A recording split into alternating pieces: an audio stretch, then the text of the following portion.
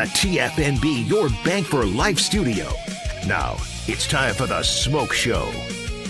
Presented by IdealMRI.com. Premium quality MRIs, convenient, affordable. That's ideal. And by Texas Farm Bureau Insurance. We are Texas Farm Bureau Insurance, your insurance provider built by Texans for Texans. And we've been protecting families in our great state since 1952.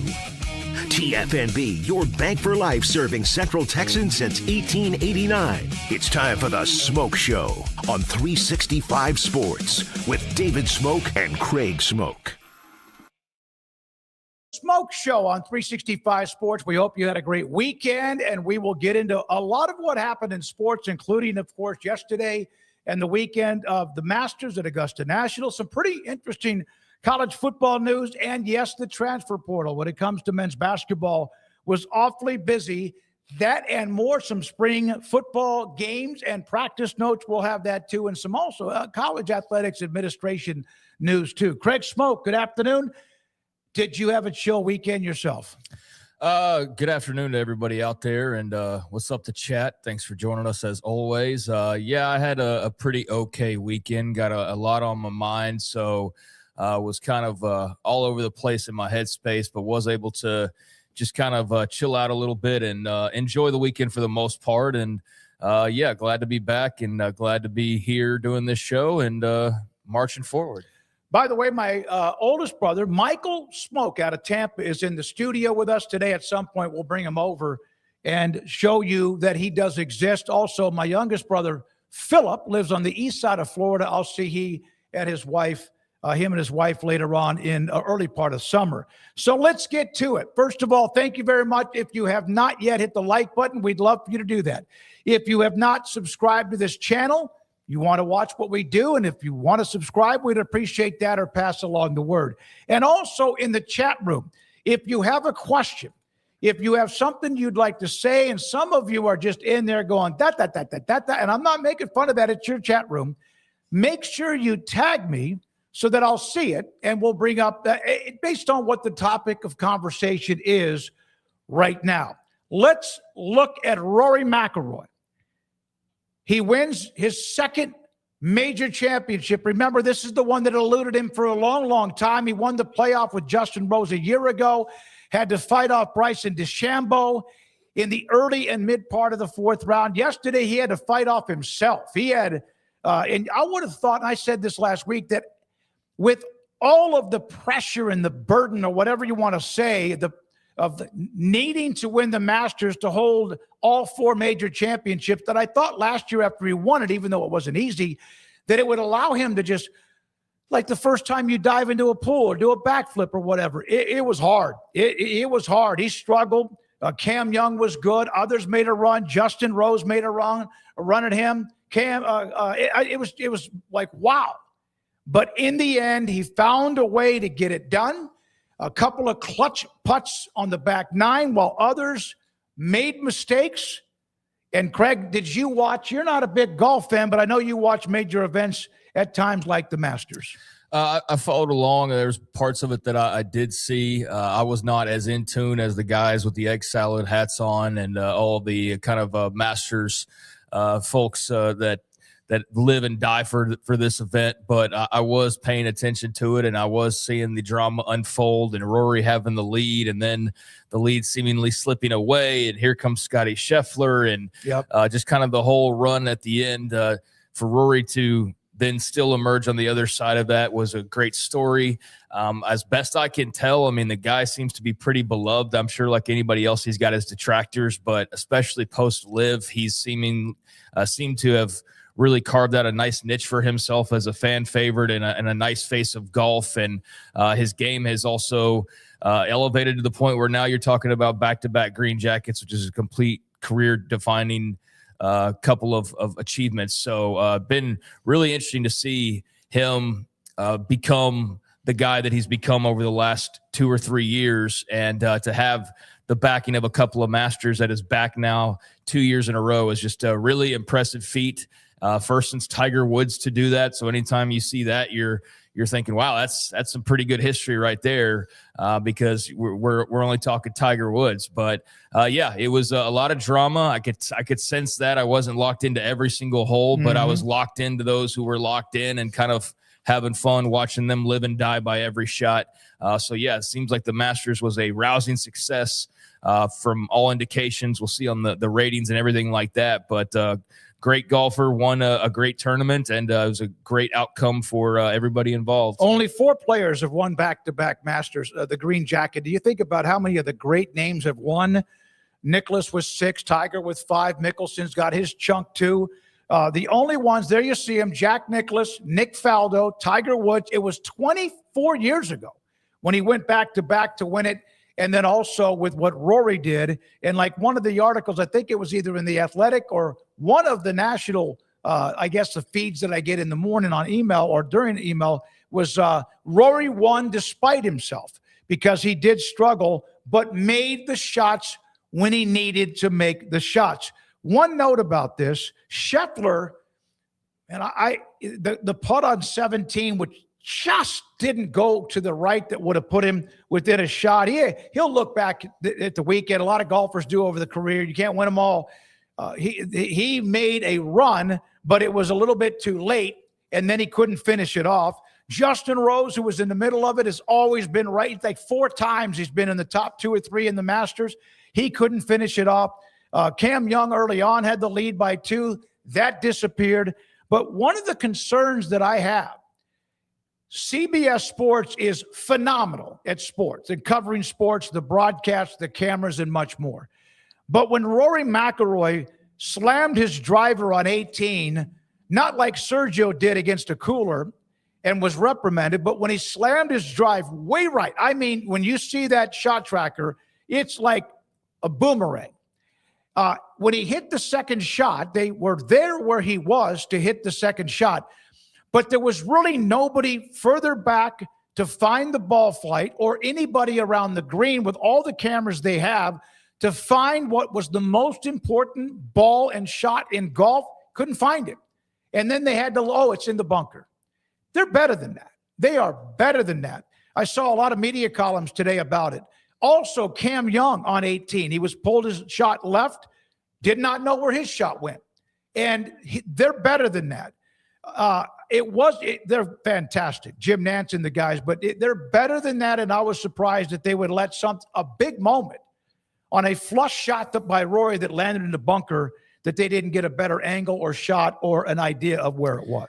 Always interesting to see people lose their tempers like Sergio Garcia did, especially the high-level professionals. But I can't say that I had my own things that I picked up on because I didn't watch it and haven't with the regularity that you guys do, as we've already pointed out. But I did come across some of the discourse and some of the complaints about missed big shots and missed moments and kind of what the hell are they doing and what is CBS up to. And so I don't know what you attribute that to. I don't know if that's a change in production. I don't know if they're offloading the cameras. Decisions are now made by AI or something. I mean, I don't know what would be the big difference there versus how it's typically covered most years, where I have never seen as many complaints as I saw over the couple of days of coverage this weekend that I seemingly saw every time I flipped Twitter on.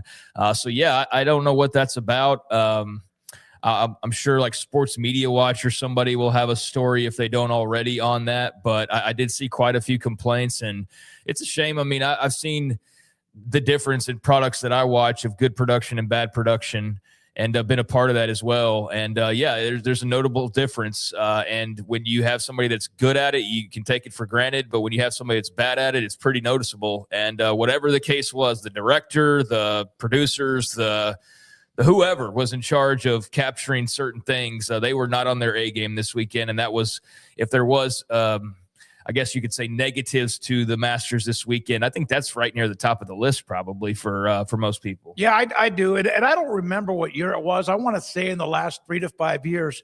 I remember reading a story about some changes when it came to the technical production, cameramen, et cetera. They do a remarkable job. They really do.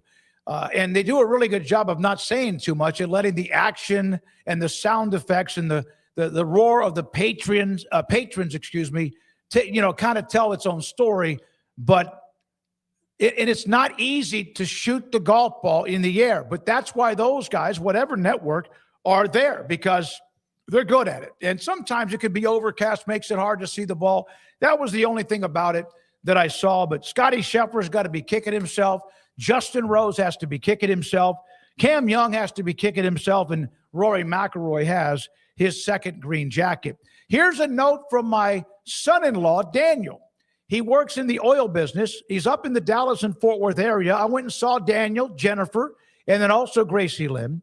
And this is a picture from his kitchen, the cabinet. They have the Masters logos of the barbecue and also pimento cheese. Daniel's boss is a member at Augusta National. Did you know that? No, I didn't know that.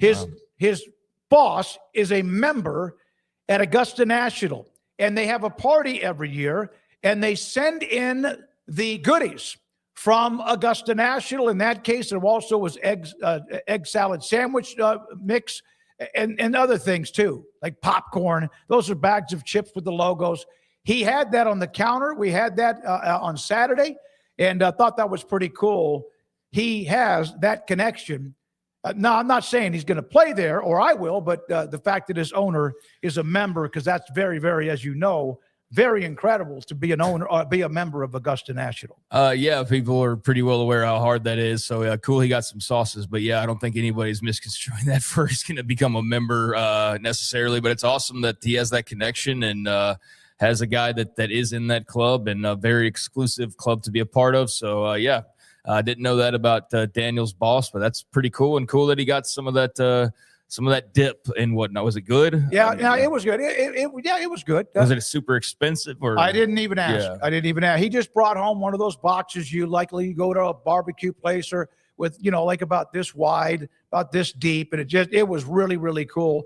We played golf at a beautiful place in Dallas called the Texas Star. We made some sandwiches from when we were there, but we had such a good time. One of the note about the Augusta National, a lot of discussion about that you saw a couple of places where there was a little bit of like not green. There's a lot of argument about this, that there wasn't a lot of rain going in. There was no rain during the tournament. They have the bottoms of the greens where they have those suction where if it rains too much, they're right on the edge. The greens were fast as hell. They were a little hard according to some of the players. And it was like, oh my God, did you see a couple of those areas that looks like it's a little bit like dry? They had it stressed to the point where that's where they wanted it at Augusta National. I saw a note in the chat room about that too. Now, we've got some really good stuff here in a minute about college football. Dan Wetzel will join us today from ESPN. Chris Lowe from On3 today, and also Keith Abney II from Arizona State, a cornerback, will join us today at 5 o'clock. In college basketball, Jackson Shelstad and also Flory Bedinga. Both, there was a thought initially that Bedinga might end up at Tech, and they're going to be in the mix. They then both visit Louisville and both commit to Louisville. Bedinga and also the probably best big man in the portal. And so Shelstad and Flory Bedinga, who is from Kansas, will transfer to play at Louisville. Is Bedinga how you pronounce it? Bedunga. I think it's Bedunga. Yeah, Bedinga. I'm pretty sure it's Bedunga, but I just want to make sure on that because I don't always know the right pronunciations of that. Yeah, Bedunga. And also Shellstat, Oregon, and also KU headed to Louisville. Yeah, so I just wanted to be clear on that. I thought maybe I have it wrong, but I just like to get people's names right. So, yeah, this was a banner weekend for Louisville. I mean, I remember a time not that long ago when Bedunga was going to be at Texas Tech, like right as the portal opened, and that seemed to be the big hot rumor. And then other teams became involved, and it turned into where now Louisville is going to be bringing him into the fold along with Jackson Shelstad, as you said. So Bedunga, number one guy in the transfer portal. So huge pickup for the Cardinals, and the double dip and get two top 20-ish type guys. I think is a great haul and a scoop up for them. So you've got Bedunga, you got Shelstad, a point guard now to help run the show. And yeah, it doesn't seem like Louisville's done either. I haven't kept tabs on every single little thing that's been happening because it's kind of hard. It feels like it's even harder than football, even though football's got more guys available. And I don't know why it feels like that, but maybe it's just such a mad dash. So many teams getting involved so quickly, and only so few guys to go and get, that it just feels like it's crazier of a race to keep track of where all these guys are going. But yeah, that's a heck of a little haul there for Louisville. So of the teams that are out here early on making splashes, I mean, they're right there near the top of the list. And a matter of fact, I should probably just at this point in time have the On3 or somebody else's transfer portal rankings up, and I'll take a look at that right now while we're just talking this out, because I'm going to inform myself along with the audience if I could get this to where I want it to go. So I'm going to have to keep doing that. Well, but, do that, and now yeah. I'll give a couple more of the men's basketball notes, including Milan Momcilovic of Iowa State. Phenomenal player, great player. He is going to check the draft. We knew that, but he actually put up a statement that he was entering the transfer portal. Now, he then countered that with a follow-up a little bit later, because a lot of Cyclone fans were like, what? I also want to note that this is one of the hardest decisions ever. Going through the NBA combine and draft and getting feedback takes time. With the day and age of the transfer portal now with college basketball, there is no time. I want Iowa State to be able to have all the firepower to keep in the building on the foundation they have with TJ, and all transfers coming in are great additions. It will not disappoint. That doesn't mean he'll get in the draft and stay there, because what we've seen now, of course, with the college basketball, but he did enter the portal technically, most likely will be in the draft, and then maybe have a successful NBA career. And TJ Otzelberger, Milan and I have meaningful discussions about his future the last couple of weeks. He needs to focus on what is best for him and his family. We can't thank him enough and look forward to him and his dream as he pursues the NBA. Yeah, I mean, you can't fault the guy for wanting to go apply his trade in the NBA. I know it's really tough for Iowa State. I mean, a great player, sensational shooter, big part of their core and just their success this season and moving forward. I know it's been a tough offseason, although TJ Otzelberger has quickly made up for it. I think you have a feeling as an Iowa State fan that even despite this news, you're going to be A-OK. Now, he's covering all his bases. I'm going to go try the NBA. If that doesn't work out, I'm in the transfer portal, and I got to let Iowa State cook and do what they need to do. So for a guy who's maybe going to end up his college career in Iowa State uniform, but maybe not, it's kind of a weird place to be in as a fan. But seeing as how he's kind of out in front of the story and is acknowledging the situation and kind of trying to explain to Iowa State fans why he's still good with them and it's nothing personal. It does sound like it's mutual. If anything, it sounds like, yeah, Otzelberger's ready to make moves on other guys, as we've seen already. And yeah, they're both just ready to go and do something different. So yeah, it's a big name for sure and a great player. But Iowa State, I think, is going to be just fine, and they needed to kind of have these decisions out there to know what they needed to do. So Momcilovic makes the decision, and it'd be great if he ends his career in an Iowa State uniform, and that means the NBA thing went really well for him. But if not, then, and I think both sides are in good understanding, and I think they've got a good relationship regardless. So as nice and polite as the transfer portal can be, I suppose, as far as going your separate ways and not being too many hard feelings about it. Well, TJ with a nice statement. Obviously, Momcilovic decided he needed to kind of respond to some of the reaction. Baylor got a player over the weekend, a sharpshooting guard from Liberty, Brett Decker Jr., averaged almost 17 points a game, shot 47%, from threes. They need bodies. They need talent. They need playmakers.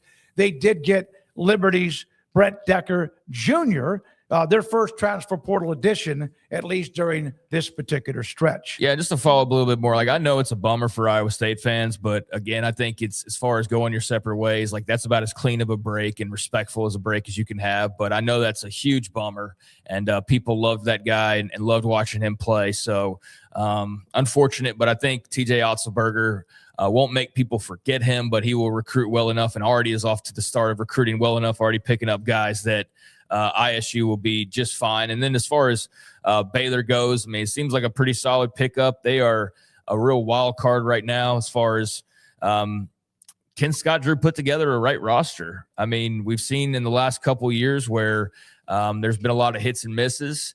I think everybody still trusts that he's a great basketball coach. He's a national championship winning basketball coach, and he's put a lot of assistants out there into the universe that have gone on to have successes. And I don't think he's forgot how to coach. It's just there's been some real odd just sort of circumstances like the Rob Wright situation earlier this year that really throws you for a loop. But good to see Baylor getting active. They need to be really active this offseason. They need to be in the headlines a lot. It feels like they've also kind of just been in the background, football, basketball-wise, for a while now.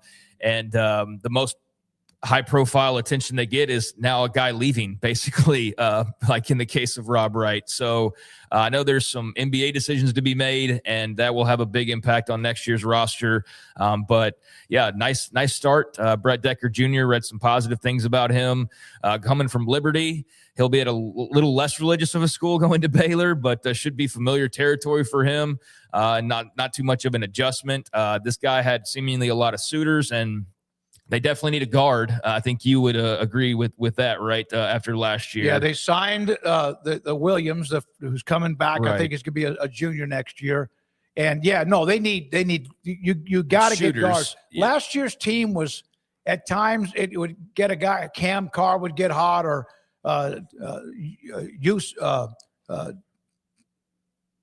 Tessifor, right? Yesifor, excuse me. He would get hot. They could but they didn't have the guard play until Williams started to get a little bit more experience. It hurt him quite a bit. Yesifor, yeah, him too. Yeah, he's headed to the draft.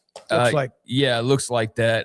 But yeah, Decker's a great shooter. They need some guard help, and so yeah, nice for Baylor and Scott Drew to get on the board, and they need a lot more than that. So we'll see how that goes for them. TCU transfer David Punch, 14 points, 7 rebounds a game.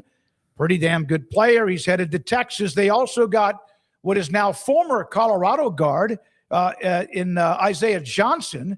He also has committed to UT, so they've gotten a couple of players for what Sean Miller is trying to do down in Austin. So that's most of the college basketball. We're not going to go over all of them, but those are some of them that we have that kind of summarizes the weekend. Yeah, and I mentioned Louisville. I finally got their rankings put up. I mean, they're 19 right now based on 3, but Texas, you just mentioned, they're number 8 with a couple of their pickups so far that you just talked about. And then, yeah, Iowa State already with a handful of commitments. So Momcilovic, a bummer to see him go, but Otzelberger's cleaning up in the portal. And I saw, I guess it was Chris Williams talking about all it takes is to like watch a UFC fight with TJ Otzelberger, and you can't say no. It's something along those lines, because there was a UFC fight this past weekend, and they landed some commits on that Saturday. So I don't know if there's something to that, but it was just kind of funny. And yeah, they're at the top of the list right now. So nice start for the Cyclones for sure. West Virginia's picked up a couple guys. They're off to a good start, as well as Baylor with just the one, but a pretty highly rated player at that. So yeah, there's a lot of talent moving in and out. I've seen a lot of discussion about some of the outrageous price ask and things that are going on as far as some of these agents and the demands go, but it's not slowing down business. That's for damn sure, because there's players committing left and right, and still a pretty good ways to go. We'll have the super chats a little bit later on. Thank you for a lot of the comments as we start the first ever The Smoak Show. Thank you very much for those. I did ask this question to summarize the first 2 clumps of stories, then we get to college football. Who was in the mix at Augusta National is kicking themselves the most? And I think I saw most everybody saying Justin Rose. He messed up on the front part of the Amen corner, and it just cost him, because then everyone else started to move by him or tie him and then get past him. Now, college football, I just saw where Texas Tech, before we get to the couple of coaches' bites, Texas Tech has gotten a commitment from Anthony Sweeney, a 5-star edge, commits to Texas over LSU and also South Carolina, as the Texas Tech football team with an edge rusher. And after the success of Bailey and company, they're going to continue to get that kind of player. Yeah, and a guy from Maryland, so they're going national with their recruiting, and that's not a surprise. I mean, there's a lot of good players in the state of Texas, but a lot of the premier programs, they spread their wings when they have the opportunity to do so, and you start to recruit out of state. And plus the out of state thing is just kind of the norm now, as far as like the bigger schools have always done that. Some of the smaller schools to an extent, but there was a time when you kind of tried to still make it homegrown, and that's just completely gone out of the window. I mean, I know Texas Tech still does that to a good degree, but I mean, as a guy who runs an award that highlights players from Texas, most of A&M's best players last year were not from Texas on the offensive side of the ball. A bunch of UT's best players last year from Texas or were not from the state of Texas on the offensive side of the ball. And I don't know how much that also carries over to defense, but I'm just seeing that whole like stay home thing's not quite what it was just a few years ago, but it is a thing still for Joey McGuire. And they take pride in being kind of the school of Texas now and the THSCA headquarters and all of that. But if you can go out to Baltimore, Maryland and get 5-star edge rushers, then you're going to do that. And that's part of having the brand being as exciting as it is right now for you. So, yeah, that's a huge pickup for them. Edge is a premium position, as we know all too well. They got LaDamian Guyton last year, who I'm very interested to see just what he actually does as a freshman. Because you never know with first year guys, no matter how talented and highly ranked they are, but very intrigued by him. And I saw a couple of stories just earlier today about how Texas Tech's in the mix for multiple 5-stars and multiple highly ranked guys, top 5 class and this and that and the other, all very positive, all very good. And so this news comes down, and I'm sure that was what some of that was referring to. But they're on a roll right now, man. And there's not really much I see in the Big 12 that's going to be in their way. I mean, maybe BYU when they play, or a Utah or someone else we're not thinking of right now. Maybe Colin Klein and Kansas State get things going really quickly, and they can be a roadblock for Texas Tech. But the world's kind of their oyster right now. So, that's a huge pickup, and they are right there in the thick of things as far as best recruiting classes in the country. And so long as their system is in place that they have right now, I think they're going to be in that position for the foreseeable future. Yeah, obviously it looks like it will continue. St. Francis Academy in Baltimore. Baltimore has DeMatha and some of those other schools at private schools, and obviously some talent of 5-star defensive end, 6'4", 230. He has committed Anthony Sweeney to Texas Tech. Now, some other college football that we'll get to. We've got some audio from 2 to 3 or 4 coaches. Keith Abney, by the way, cornerback who played high school football at Waxahachie, just north of us, an hour north, at Arizona State, will join us at 5. We'll have Dan Wetzel coming up at 3:40, and Chris Lowe, who has been on a banger of one great story and interview and feature after another. He will join us today at 4:40. Kenny Dillingham, Arizona State. A lot of teams, some teams did wrap up this past weekend. Kenny Dillingham upset about what he saw Arizona State after the scrimmage over the weekend.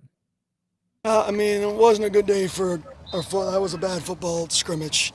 Too many penalties, explosive runs, missed tackles, not picking up pass pro. That wasn't a good day for Sunday football. Good effort, good intent. But our staff, we didn't prepare our guys good enough to come out here and have a good scrimmage today. What can be improved upon that? Just too many mental MAs, too many penalties, especially in critical situations, too many missed tackles, right? Too many things that we've tried to correct that we haven't been able to correct. So it's just, when you have a day just sloppy all around, both sides of the ball, sloppy, we gotta get a lot fixed. That's Kenny Dillingham, Arizona State. He's pushing his team. That's what you do. You kind of use that motivation. You might even be making comments knowing that the players will get it. But he's kind of been a little bit edgy, but that's kind of him too. And coaches all kind of deal with that in certain ways, in different ways. Yeah, I don't think that's anything to be too concerned about. It's April 13th, or it was the 12th or 11th, whenever he said that. And the last 2 or 3 times we've seen him talk, he's been kind of that same sort of attitude of not being totally pleased with what's going on. There are some big questions about Arizona State. We got a little taste of life without Jordan Tyson, and it wasn't the tastiest meal you've ever had. But now you know that's not even an option at all for you. He's no longer in the picture, and Raleigh Brown is gone, and Sam Levitt's gone. Some pretty good players on defense. there's some talent that certainly left that team over the last year or last few months. And so I think, for him, I see a lot of reaction as though he's just this magnificent coach that it doesn't really matter who rolls in or rolls out. I'm of the opinion that it's still a combination, and he's still a very young coach. I like him a lot. I think there could be some very valid concerns with this team, and I wouldn't be surprised by that. But I'm also not going to overreact too much to some quote at the end of spring ball, because there's a long way to go. But I don't have them as like a double-digit winning team right now. I have them as more of like an 8-4. And then if Cutter Boley, for example, or come in and set the world on fire, then maybe you flip that on its head, and they are right there 10 win type of team. But I do have some reservations just because they did lose a lot of talent, and I think he's a great coach.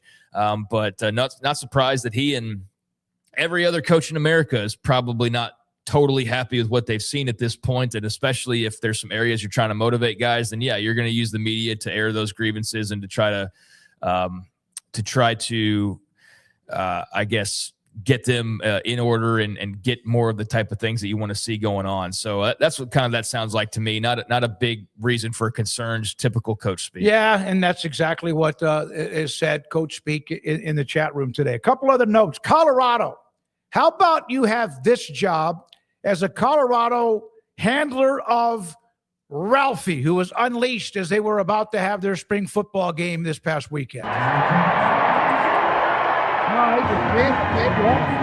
here's not. He's turning the corner. This right here. One guy in the left front. We're rolling and holding on for dear life. Get to the cage. There you go.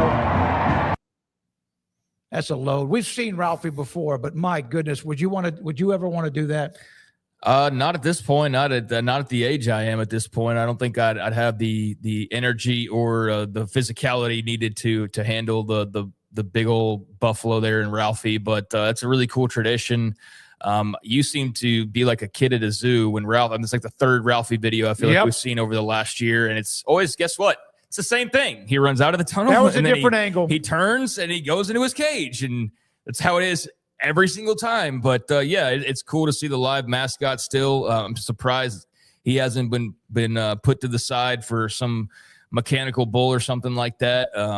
Glad that Colorado still has a great tradition like Ralphie running the field. And based on the reaction to some of the Colorado spring game, they need Ralphie to suit up for them next year, because one of the things going around this past weekend was just a couple of pictures from the spring game and a lot of mocking commentary on Colorado's lack of size. Now, was it just a picture that wasn't really a great representation of the type of players they have on that team, or was it reason for actual, like, oh God, this team looks like a high school team rolling into college football next year? I don't know just yet. But yeah, I think if Ralphie had some eligibility, then it sounds like Dion should put a jersey on him and let him try to block for Jillian Lewis. All right, one more note on the Big 12. Two actually notes in the Big 12. Then we'll break. Come back with Dan Wetzel.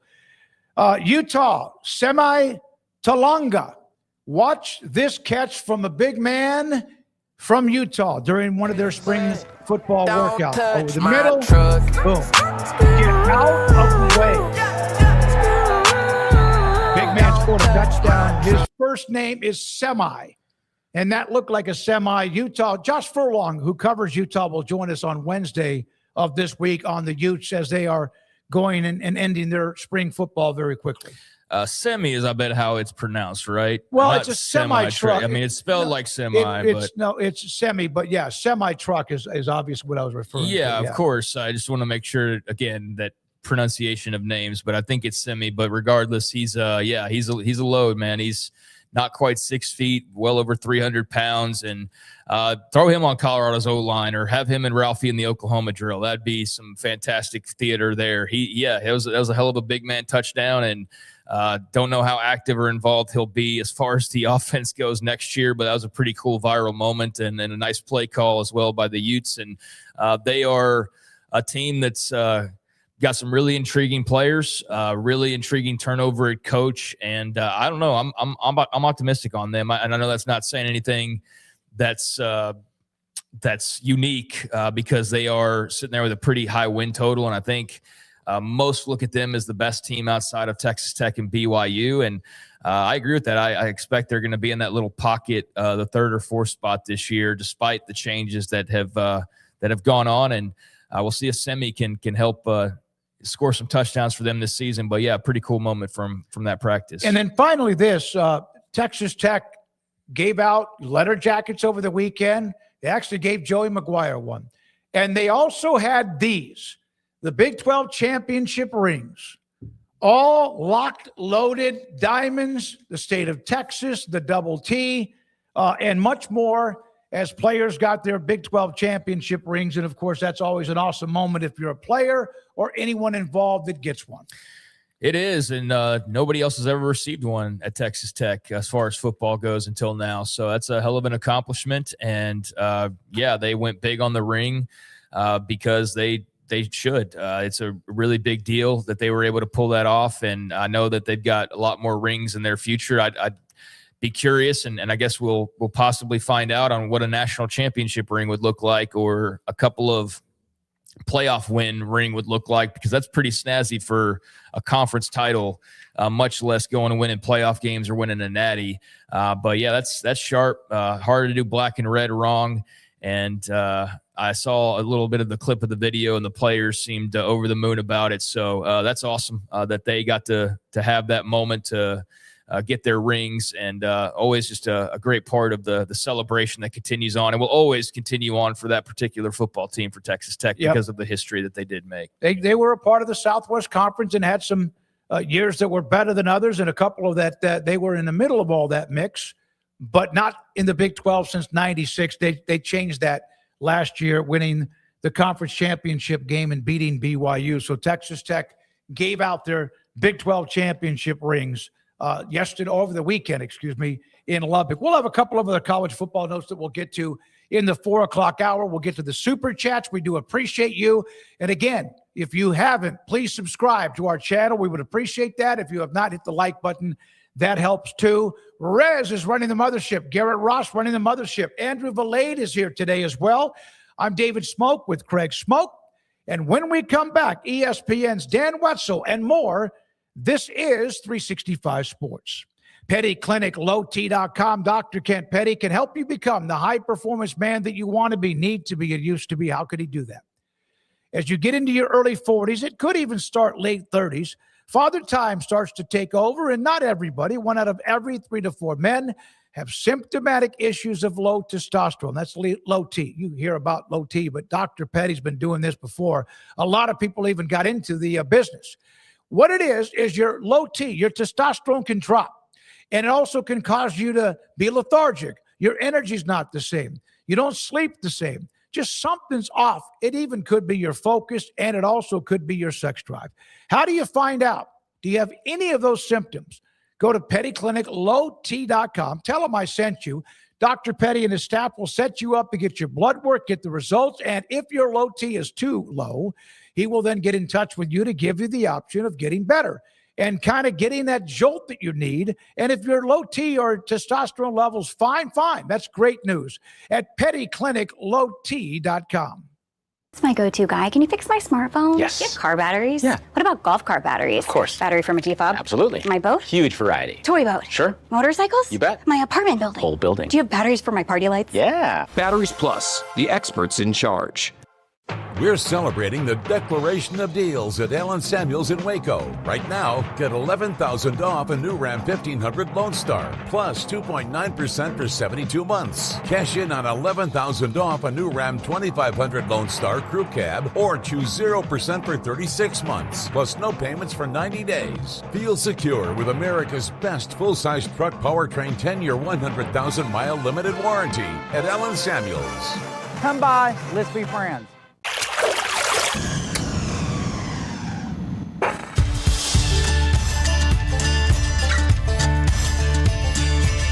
Bold are the adventurous. Determined are the leaders. Faithful are the healers. At Baylor, you'll find your calling, your people, and your purpose. Dare to be you, indeed. It's time to compete against yourself, finding too many excuses not to work out combined with bad eating habits, and Waco Regional Tennis and Fitness can help reach inside your competitive soul. Discipline, getting results you've only dreamed about, personal training, group exercise classes, and even a tanning bed, world-class tennis facility, and pickleball courts and lessons available. Waco Regional Tennis and Fitness, spacious, clean workout rooms, free weights, state-of-the-art technology, weight training equipment, and no intimidation. It's time for you to react today, not tomorrow, at Waco Regional Tennis and Fitness on Lakeshore Drive in Waco.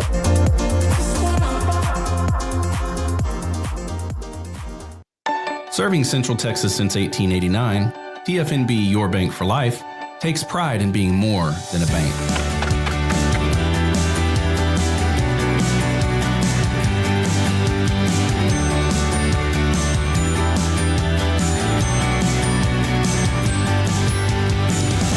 At TFNB, we remain committed to these principles. If you value them too, come join us. TFNB, Your Bank for Life. You got batteries for my side-by-side? Yes. Replace my flashlight? Sure thing. What about my business? Oh, good one. 100%. Batteries for my fleet of trucks? Yeah, floor scrubbers? Yes, and fire panels. We have pallets of batteries. Well, what about... As your go-to guy, if it needs a battery, we have it. Well, that's all you had to say. Could have led with that. Batteries Plus, the experts in charge. This 3 o'clock hour is brought to you by QC Kinetics. Feel better, move better, live better with regenerative medicine using your body's own healing abilities for natural pain relief. No surgery, no drugs, no downtime. With locations in Dallas and Houston at QCkinetics.com. Now it's time for 365 Sports. Here we go, this 3 o'clock hour rolling to the top of the 4 o'clock hour. Craig Smoak and David Smoak in studio. We appreciate your time today. And Dan Wetzel, ESPN senior writer on many things, including the Masters and Rory McIlroy and more. Dan, thank you as always for your time. We always appreciate it. I saw a story that you put up. Somebody else wrote the story that Rory McIlroy behind the 12th green, red-faced, suddenly looked like he had just seen a ghost. He thought he had already outrun. And I think that's about as perfect a way to summarize what was that moment as anything else.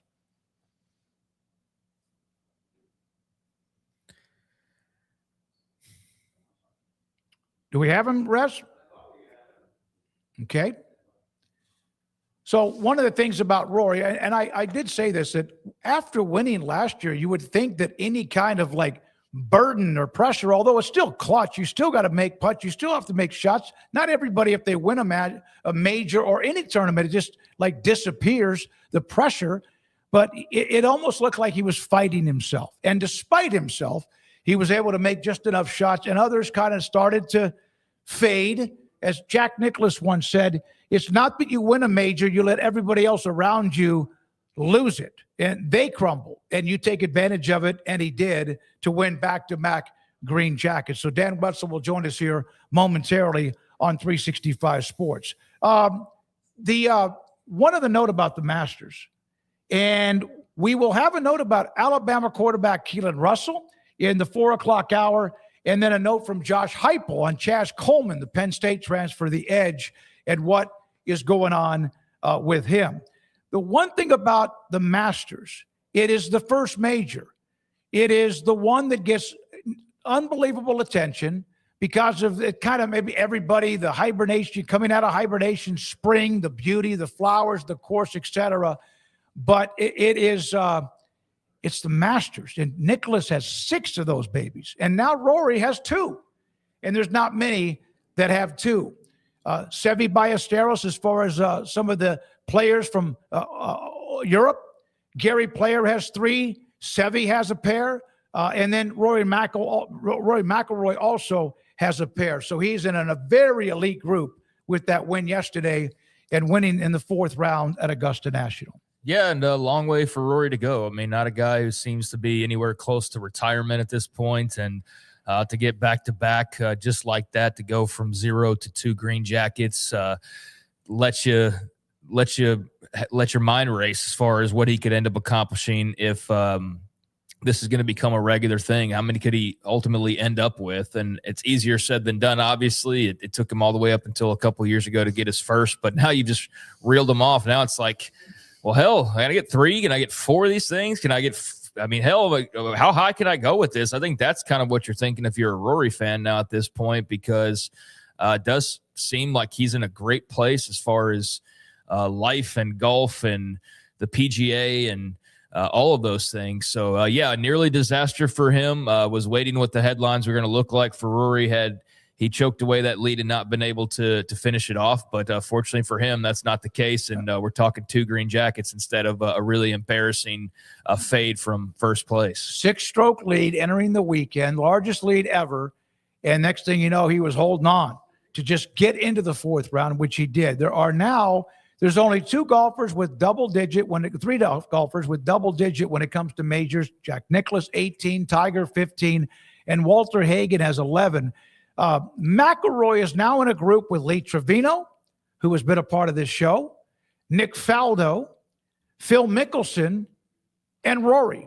Next in line at 7 is Harry Vardon, Bobby Jones, Gene Sarazen, and Sam Snead and Arnold Palmer. So you're looking at like high level of elite names in golf.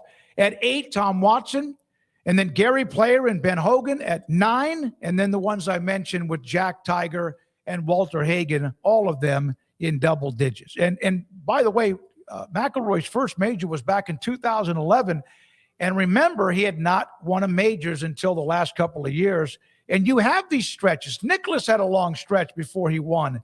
Tiger's had stretches in between, and he won't win another one before he won. Even he, with either swing changes or things he did to himself, injuries, etc., which sometimes things he did to himself, it was a long, long stretch, over 10 years before he won the U.S. Open in 2008 and then won the Masters. So there we are with the Masters at Augusta National. Oh, one note about our contest. So Rob Bolton, PGAtour.com, the chat room, all of you who are in the chat room, and then Paul and I, we had our 4 picks. We have one rule. You get 4 picks. You could have the numbers 1, 2, and 3 players in the tournament at the top of the leaderboard, but you cannot have a player among your 4 miss the cut. My total with Scheffler, Rory, and Rose was like 33 under par. But I also had J.J. Spahn, who had won the week before. He missed the cut by 1 stroke, and Rob Bolton wins our Masters picks, and he always finds a way no matter what. Yeah, I mean, I don't know that I love the whole missing the cut your entire team tanks rule. I feel like maybe that's something you guys should reevaluate, although don't know how many more times we'll do the contest based on the fact that I'm not involved in it. I didn't want to take up a more valuable spot for somebody that knows what they're doing.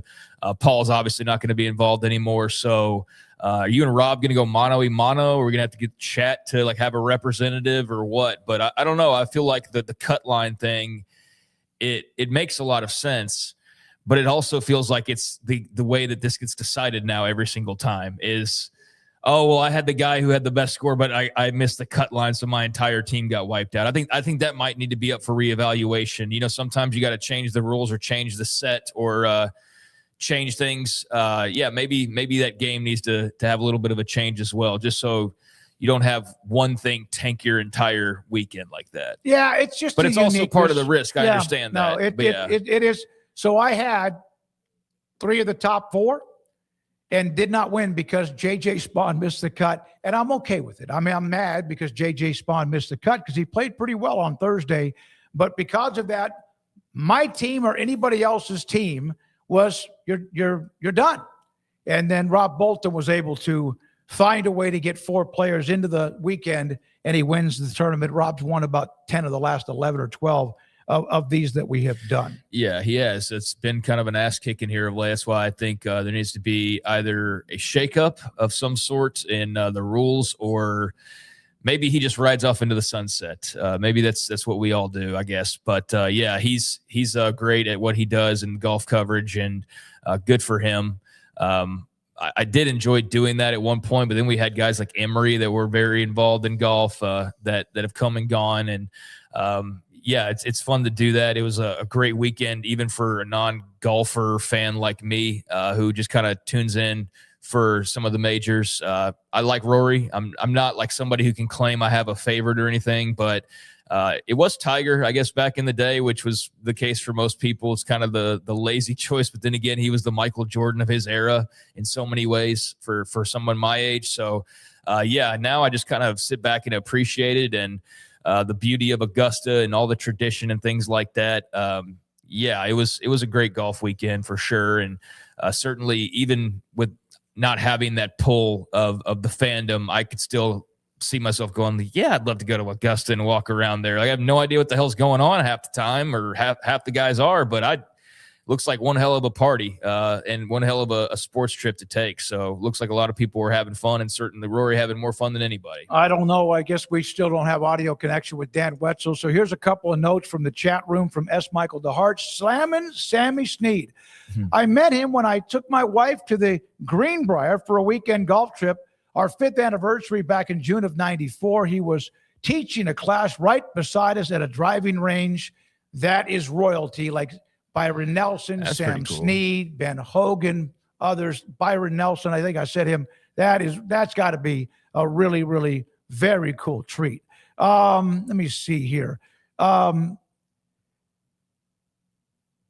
like from Firefly. I like the studio better now. That grayscale minimalist background I did not like. Talking about the brick behind us, Craig. Yeah, so we're not in charge of any of these things. We are owned by a company, and so there was an idea to redo the studio, and everybody kind of like gave their input here and there. Ultimately, it was the choice of those above us, and they had the original design. And I guess, people like yourself, even me, I was kind of like, I don't know. It's very, like you said, minimalist, kind of drab. I mean, it's.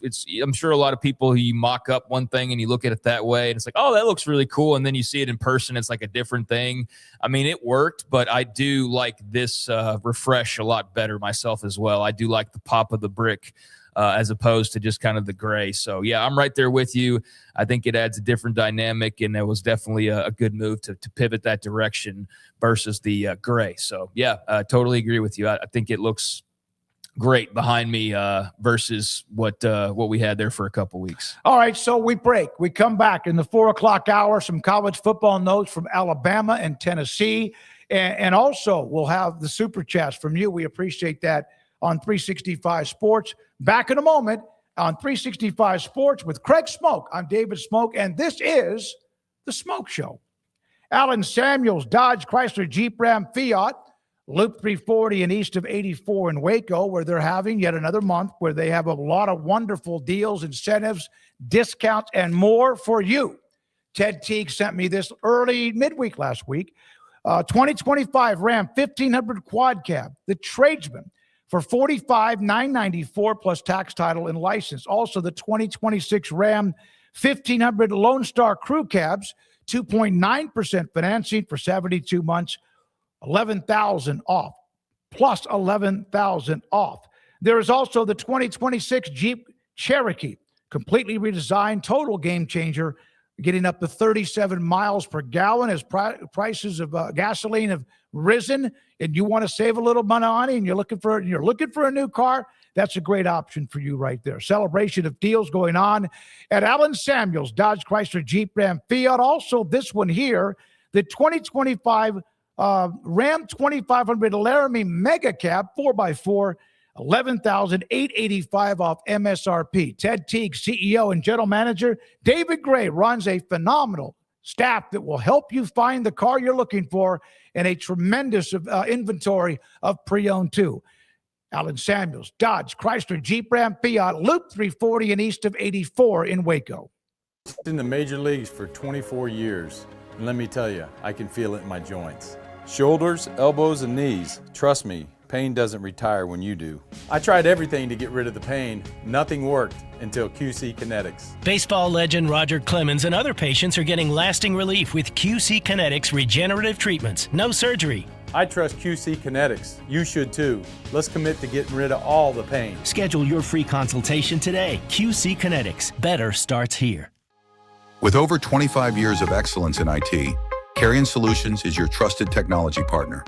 From managed IT services to cutting-edge cybersecurity, our expert team delivers tailored solutions that drive success. Our portfolio includes products such as Veeam, Bitdefender, Microsoft, Cisco, and Fortinet. Call David Carrion and his team of experts.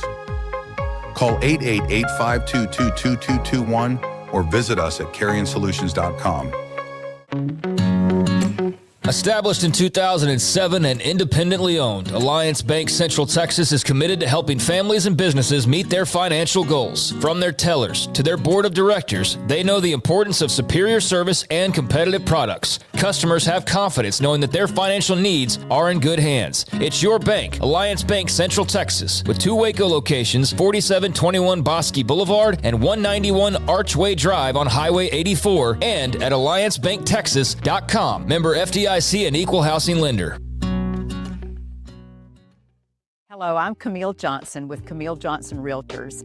We specialize in selling residential real estate agent all across our community, and we love serving all types of families. We have been in business at Camille Johnson Realtors for almost 9 years, and I have been a residential real estate agent for almost 40 years.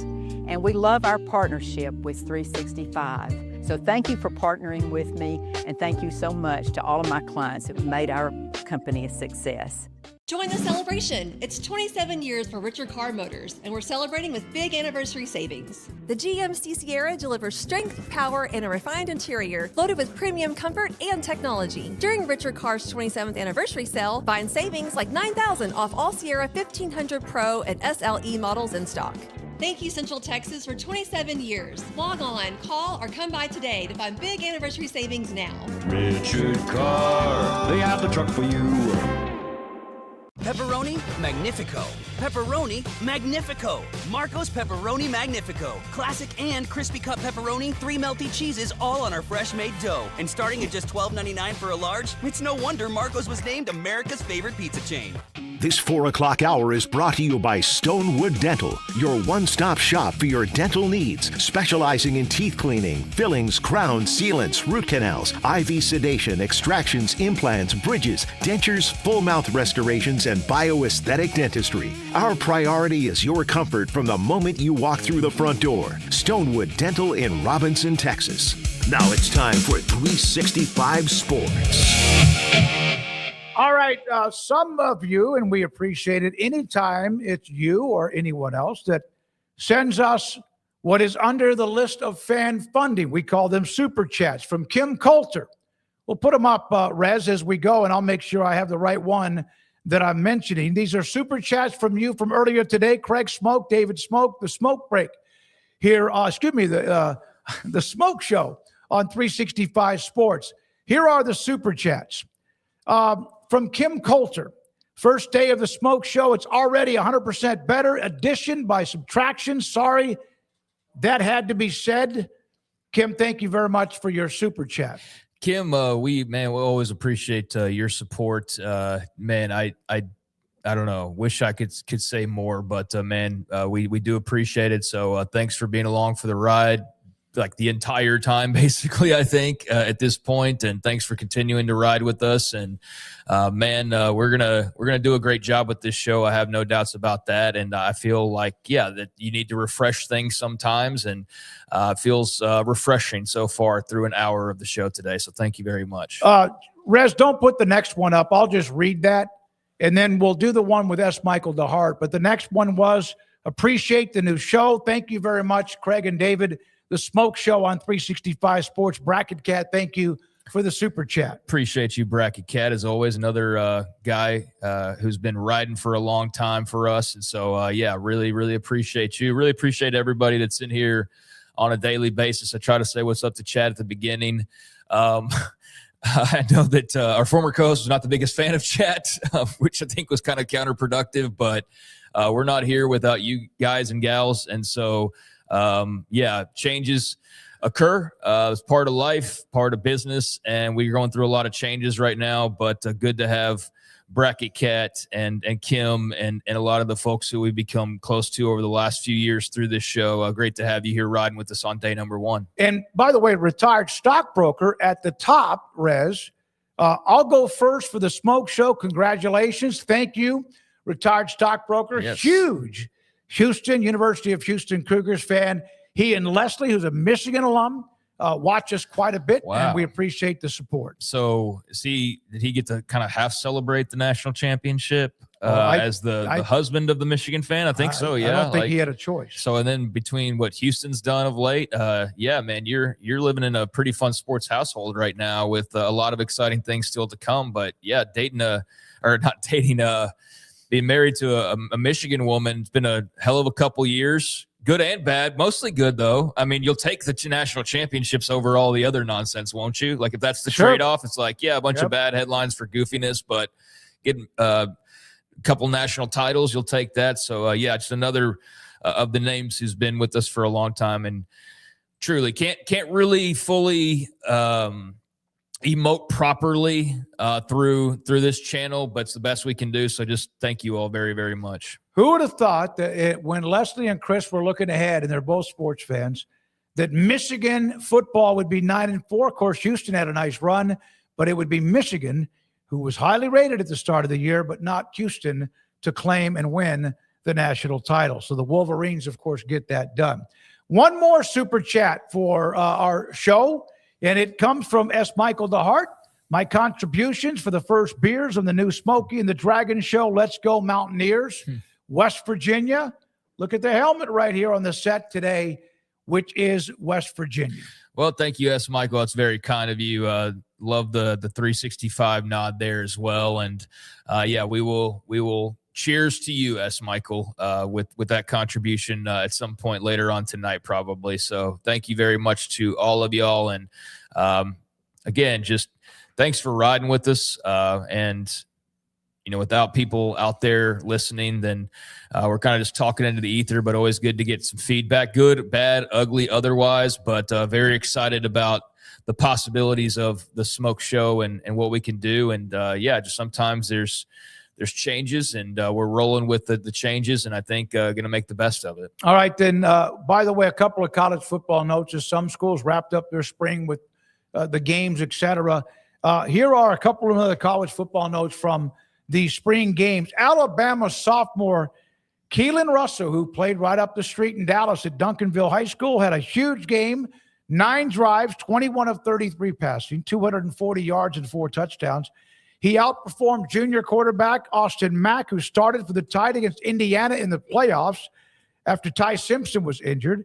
Ryan Williams, of course, after the scrimmage, said this about Russell: "It feels like you're playing a video game when 12 is in the game." Well, he's a very exciting player, and Alabama's had no shortage of those guys. But, yeah, Keelan Russell now after this weekend really ascending even higher up the chatter of the 2026 Alabama football conversation. And, I mean, the quarterback spot was a big part of the conversation. Who would emerge? Keelan Russell, Austin Mack, others involved, but those two being the guys that have been talked about throughout. And I think, yeah, after this weekend, the momentum's on the side of Keelan Russell. I know that Austin Mack wasn't 100% healthy, and so that played into, I think, some of the reps that were taken. It wasn't like, oh, well, you outperformed him, so you did more or whatever. I think some of that was also injury related. But despite Mack being dinged or whatever the case may be, yeah, Keelan Russell absolutely shined. And I think he's a guy who's just, yeah, one of those exciting young prospects that comes across, and we'll see how it pans out. Obviously, it's never a certainty, but he ended up at Alabama for a reason. Did you get to see him at Duncanville much? Oh, yeah. Yeah. I didn't get to see much of him. I don't know. Yeah, I guess we didn't come across their path, or I was also not around as much last year for high school football. But, yeah, good to see a Texas guy doing his thing on the next level. Duncanville's produced a tremendous amount of talent over the last several years, and he's just one of the hundreds. But looking very much forward to seeing the name that he can make for himself, looking like this year will be when we start to see that journey for him. Yeah, Duncanville, of course, a huge school. They've been a part of the mix for state championships, have won a few, lost a few. Keelan Russell, really good-looking player, and had a nice day for the Crimson Tide on Saturday. And they've had their fair share of Texas guys. I mean, Jalen Hurts was one of those guys, one of the more recent guys. And there's been a ton that have kind of, not just at the quarterback spot, but just in general have kind of rolled through Bama the last several years. But Russell's the guy who's all the buzz right now. So as somebody who runs an award that could stand to benefit from having an Alabama quarterback in the running every week to be a part of that, I'm rooting for Keelan Russell to be the guy, because I'd love to have the Alabama quarterback in the running for the Earl Campbell Tyler Rose Award. Just fun to have as much representation as possible. But we had that with Jalen Hurts there for a couple years. Had him in the mix, and there's been other Bama offensive guys that have been involved too, but excited to see what his career brings. There's a lot of buzz coming out of this game. I know people are kind of trying to temper the expectations somewhat, because after all, it's spring practices, but very exciting stuff coming out of Tuscaloosa in regards to Keelan Russell. And then there's some drama, it appears, at Tennessee, where sophomore defensive end and transfer Chaz Coleman, who was at Penn State, did not suit up for the orange and white game. Josh Heupel had this to say after their spring game. Ultimately, Chaz is dealing with some things off the field, and he's got to handle that and go through that process. And we're here to help and support him in all of those ways, and we'll continue to do that. But that's ultimately, the beginning part of his journey right now. That some things that he's got to work through. So I started reading up on this, Craig, because you mentioned it. Do that again. Yeah, I'll do that a couple of times. I started reading up more and more on this. I didn't know if he was like injured, he was held out. This is getting a little bit drama. He is getting a ton of money that he got in the transfer portal. That this is a story from Tony Basilio that Tennessee does not want to kick him off the team or say, go on your way. That there's this something missing. What else do you hear about Chaz Coleman, the transfer from Penn State at Tennessee? Well, I mean, first of all, he is a top 5 transfer portal guy coming out of this past offseason. I mean, he was right there at the top of the list as the best players available. I'm trying to pull up something I bookmarked earlier on Chaz Coleman, because I did see some of the conversation about him. So he was, you had Sam Levitt at 1 overall, goes to LSU, obviously Cam Coleman, Prince Will, Human Milan to LSU, Jordan Seed to LSU. So LSU 3 of the top 4, according to On3's transfer portal rankings, with Levitt, Human Milan, and then Seaton as well. But then there's Chaz Coleman. Coming over from Penn State to Tennessee, so a really big get for the Vols. And I've read a number of things about him, so I myself am sort of confused, and I was trying to, and I can't seem to locate it. I really thought I had found it, but there was discussion about a health issue of some sort, and now I've also, however, seen, and I can't locate it, but it had like the specific thing, and it was like an ear infection or something like that, which you could say if you had an ear infection and you like, that would probably affect your ability to play football. I don't know if you'd want to like further damage that, or just be in a lot of pain for to be involved in practice. So you could say, well, that's why you would sit out, but this has been an ongoing thing, absent at the spring game. And there's just a lot of reporting all over the place, because as a guy who came over from Penn State and also had a lot of other teams involved, and then you have Tennessee's haters to begin with, there's a lot of like just stuff being slung everywhere. And I've seen homesickness listed as one of the things. I've seen here's a quote from Basilio. Yeah. Has never been away from home as he is now, and he's not handling it very well. Okay, so I mean, that's entirely possible, and that would at least make some sense. I saw just in the more vague kind of general, like mental health concerns, family health concerns was the way I saw it phrased to some degree. So, it's a really bizarre situation. I think Josh Heupel kind of handled that as vaguely and protective and uncontroversial as he possibly could. Clearly, a lot of people want to know because, well, if you're a Tennessee fan, and there's millions of you guys, then you want the number 5 player overall in the portal and your big crown jewel of your offseason to be involved, and he's not. and it's kind of a gray area as to why. And it's entirely possible at this stage that like homesickness could prevent you from seeing this guy actually suit up in the orange and white. So that's frustrating. And the other side, you've got the thousands of fans who would love nothing more than for Chaz Coleman to be a bust pickup for Tennessee, right? So yeah, there's a lot of people involved in wanting to know the deal here. But yeah, I've seen everything from some injury related concerns to mental health, to homesickness. And I'm sure we'll hear more on, I know we'll hear more on it. I don't know how specific it will get, but yeah, a very strange and unfortunate situation, at least for right now, for Tennessee. I thought there was a quote from Jim Knowles, the defensive coordinator, who of course has been known to be really, really good at what he's done with Oklahoma State, Ohio State, now at Tennessee, at Penn State. He just has to get locked in. That's one of the simple quotes. He just has to get locked in, and they can only do so much. And sometimes homesickness, it may not seem like a big deal, but it can be. There was even a note by Basilio that they might even have a family member that they send to Knoxville to stay in the same city. Yikes. Well, I don't know. I don't know the young man. I mean, that seems like a little extreme, but I'm not him, so I guess we'll let this situation play out. We'll let it. That's all we're not allowing anything, of course, but I guess we'll just sit back and see what the rest of this story brings. If you need a handler to help you get through this next year of college, maybe that's what needs to happen. And for Tennessee's sake, if that's what they feel like they need to do to unlock the talent of Chaz Coleman, then I'm sure that's a trade-off they'll be willing to do. All I can think of, though, is we're at draft season, and what are you thinking if you're an NFL team? Oh, this will be for some, no matter what, it's a red flag. It will be a red flag. It'll be something that they monitor quite a bit. Here's from General Ursus. Chaz Coleman needs to put on his big boy pants and be a man and show up to work. He, of course, General Ursus, a huge Tennessee fan. Yeah, go Vols. Shout out General Ursus. Thank you for being a part of chat as usual and being a part of the show and giving us some Tennessee flavor.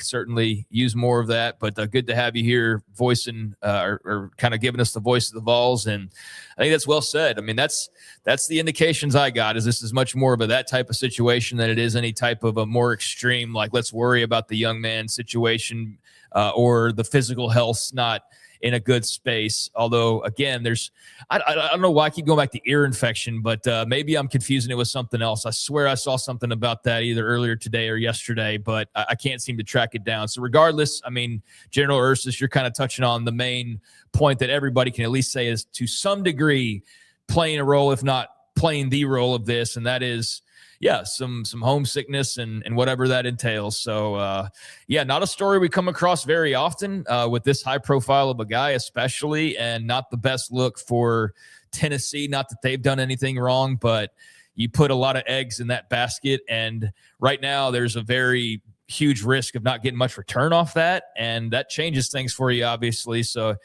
Tennessee just needs to avoid off seasons. They just need to go straight from the season to the next season. Nico Iamaleava, of course, was last spring, ended up at UCLA, right? Yeah, but I mean, there were bright spots. I know that there was a lot of good that came out of the defensive backfield from the scrimmage on Saturday. I was reading about that. It seems like Jim Knowles' effect is already being felt in Knoxville. I think that was a really good hire for Josh Heupel. So I feel better, obviously, about where you found yourself not having to fret as much about who is our quarterback going to be because we've been thrown for a loop. But now you've been thrown for a bit of a loop as far as your expected one of your stars and star defenders. So we'll see how this plays out, but it's a bizarre situation for sure. Most of the reaction in the chat room, and I would think probably most of the reaction, whether it's on whatever social media or just message boards, is probably what a baby. I'm not saying that. I mean, for example, poor baby is homesick. Boo-hoo, get over it. You're being paid millions. I don't want to hear any crying when we got troops overseas and don't know when they will be seen again. And then there's a few others that are tired of hearing anything about homesickness. Well, I think too, that's the trade-off for these college players now. That's the new reality that's been the reality for a while now. But when you are getting paid high dollar, and as the 5th overall transfer portal guy, you certainly were getting, I would think, 7 figures. But regardless, you're getting high 6 figures, probably 7 figures as a guy in Chaz Coleman's position.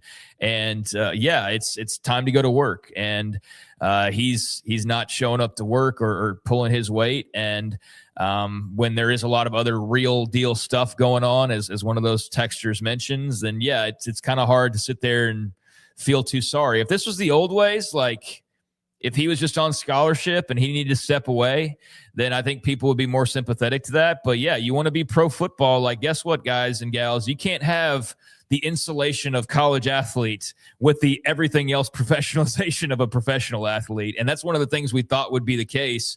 And it is. I mean, you're getting paid a lot of money to play football.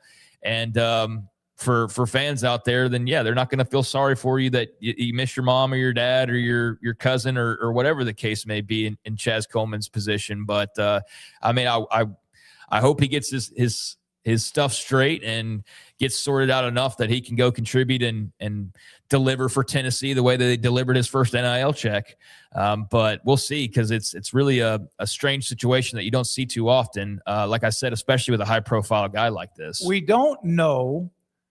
Because with the NFL and free agency, if a young man or a veteran guy leaves and signs somewhere else with a free agency, that money is there. You will see it. There's a number attached to that player, to that team. It will have the years. It will have the signing bonus. It will have everything possible with that contract. That's not the case in college football. However, most of everybody that reported about Chaz Coleman signing with Tennessee as a transfer from Penn State, the NIL money has been in $3.5 million. Yeah, so I just said 6 figures, and I assumed 7 just because I had not looked specifically at Chaz Coleman. But I assumed that it was 7 figures for a top 5 guy, and most of the top quarterbacks and top defenders specifically are going to get 7 figures. So that's not surprising. I just didn't know that for sure. But $3.5 million, pal, you got to show up to work and you got to get your job done, and you need to sit there and do whatever is asked of you by Jim Knowles, Josh Heupel, and everybody else there in Knoxville. They gave you or given you parts of lump sums, however it's being doled out, $3.5 million for 1 year of work. Buddy, you can take a charter flight to wherever you need to go home to see whoever it is that you miss so much, or hire Uncle Tommy to be the Uncle Terry, Uncle Fred, whoever, Aunt Betty to be the caretaker, whatever you need to do. You can find somebody to do that for $3.5 million. So there's a way to sort this out. He's got to get his head straight, obviously. And hopefully it's nothing too serious other than a guy just being homesick and needing to grow up a little bit, because you never do know. But it does sound just kind of like some immaturity from where we're sitting right now. And for $3.5 million, you can't afford that immaturity. Wolf Doggo in the chat. If players want more money, they have the right to leverage their talent to get it. Sounds to me like the Vols are penny pinching. SMU would never nickel and dime our talent. Wolf Doggy. 3.5 million or anything, 1 million more or less or whatever is damn sure not penny pinching. That's a large chunk, sir. For and SMU, I think that means is, you show up to go to work. For SMU, it is, and I can see where for some SMU people that would be penny pinching. But $3.5 million is definitely not penny pinching. That's a pretty high going rate, and so very, very interesting. And I guess uncertain situation right now for Chaz Coleman's future there in Knoxville. They'll fortunately now wrap up spring, have some time to go and try to, I guess, sort this out a little further. I mean, he doesn't have to worry about practice now, but I mean, is he showing up to lifting weights? Is he doing conditioning? Like how involved or uninvolved is he? I would like to know more about that. And I probably need to go peruse the Tennessee boards to figure out more information and better educate myself on that rather than just wondering, because I'm sure that information is out there. But we'll see. But just another spring where Tennessee's having to wonder about one of their better players, unfortunately. Here are a couple more notes in the chat room from Transmodu. I think that's the way I say it. Or I get homesick sometimes, but then I get home with way too many things to do, and I get away sick. I guess once you're there, you have a pretty good time. General Ursus again. I am done giving players breaks. They wanted to get paid. They are.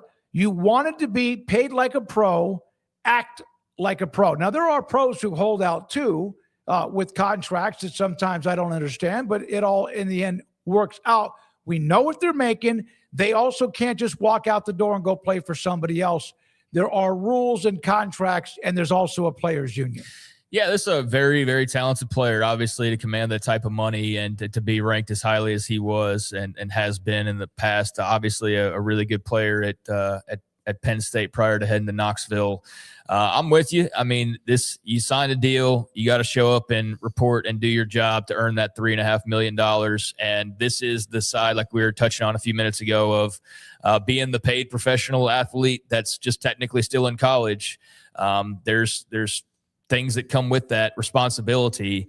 And it's not like you just skip class or you oversleep first period or whatever the hell that may be. I mean, I'm looking at this from that standpoint, and I'm thinking not so much about Tennessee and how Josh Heupel will handle this, because it sounds like there's only so much he can actually do. It sounds like the player's the one that needs to get his head cleared and straight to maybe wake up a little bit to realize what's really happening in reality right now and what he might be messing up for himself.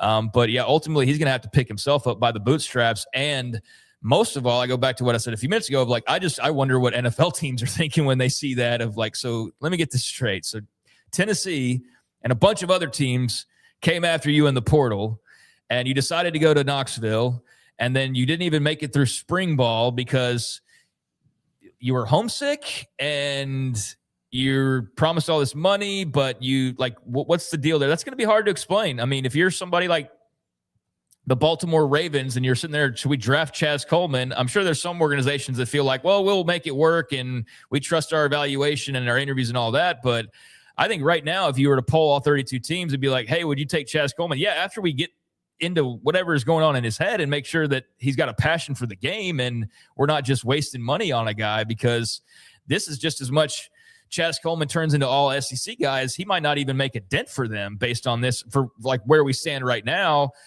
So this needs to play out some more. There's no final decision here, but it is, like I said, it's an interesting storyline and kind of an off the wall one that we don't see too often. So yeah, I think General Ursus probably echoes most Vols fans of like, pick yourself up, dust yourself off, and get to work, pal. I mean, that's what you're being paid for. We're talking about a young man who's obviously a talent. He was at Penn State. Ohio State was in the mix. He ended up with Tennessee. They've had some pretty damn good football players over the years. We're talking about a player who had 9 tackles, 3 sacks, a tackle behind the line of scrimmage, deflected 1 pass, recovered 2 fumbles, and also caused a fumble. So even in a short amount of time, he has some what you call disruptive stats. But he got $3.5 million, and maybe there's some issues, something else that might be going on at home, whatever it is. But no matter what, if you've been paid or you're getting paid, you have to do your job. And whether it's a college football player or anything else. He's a young guy. I hope he gets this sorted out. But yeah. Just a freshman now. I get now sophomore now.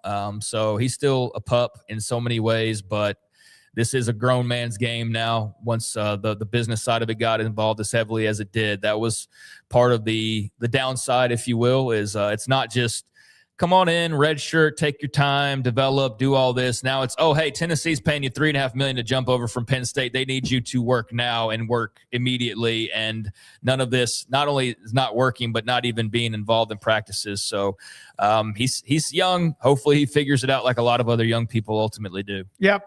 By the way, in the chat room, I've asked the question, what is one thing in life that you regret quitting? We'll read some of your answers a little bit. We're going to take a break here and come back with a couple of other college athletic stories.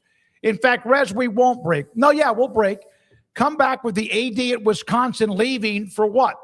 And Cal cutbacks in the athletic department for what? And who? All of that and more. We appreciate your time, and this is 365 Sports. I am going to QC Kinetics tomorrow on 75 Central Expressway in Dallas to go and visit with the marketing department, not Diane Richardson, but with somebody that does testimonials and more, and I'll be there. I don't have a treatment. I've discussed the story with you. After nearly 5.5 years of not being able to even feel like I could jog 10 steps, I have now run 9 different times a mile separately, not ever more than one in a day. I did this morning. I feel better. I get out of bed and there's not that immediate tug. I played golf on Saturday afternoon and there was no soreness Saturday evening. It has worked. QC Kinetics, using my natural biologics, my blood, what's inside my body, platelets, stem cells, bone marrow, and more, drawing blood, spinning it, and putting it back in my body. So let's say your joints, elbows, your shoulders, your ankles, your wrists, or your back, or your hip, they're just not getting better. No matter how many steroid injections you've had, it's just kicking the can down the road. I used to have constant numbing, kind of a pull headache in my hip. It's gone. QC Kinetics with locations in Dallas and Houston. There are the numbers on the screen. We appreciate that.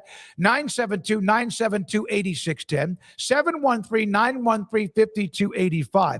If you have been told that it's time to now contemplate surgery because everything else you've tried is not working, stop for a second. I mean, you've been in pain a long time. Why not wait and make sure you take advantage of a free consultation from QC Kinetics? No more missing work. No more dreading even getting out of bed. No more with the pain later in the day from something you normally used to do, like it was like breathing. QC Kinetics has healed me. I want to help them heal you at QC Kinetics. Locations in Dallas and Houston at QCkinetics.com. Petty Clinic Men's Healthcare in Woodway is now proud to offer you men an exceptional weight management body sculpting product called semaglutide, also known as Ozempic or Wegovy. Semaglutide is an FDA-approved weight management medication.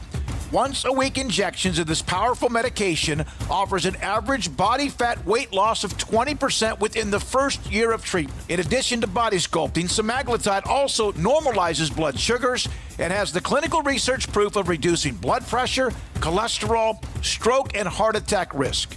If you're like most men and you have stubborn fat that will just not respond to typical diets and exercise, then help is finally here. Semaglutide. Affordable, highly effective. Google search Petty Clinic Waco and reach out to the Petty Clinic team today for a free consultation with Dr. Petty to see if semaglutide is right for you.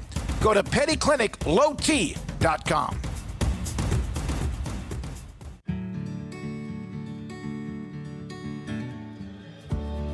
Whatever it is you wrangle, whatever seeds you sow, no matter what you nurture or what you choose to grow, at Texas Farm Bureau Insurance, we're proud to protect all Texans. When you play hard, sometimes you fall hard. Sports injuries require special treatment. At Southwest Sports Medicine and Orthopedics, our team of expert doctors provides athletes and active adults with comprehensive sports medicine care, diagnostics. Whether you're in high school, college, or beyond, we'll help you get back on the field. Call on the team physicians for Baylor Athletics. Call Southwest Sports Medicine and Orthopedics.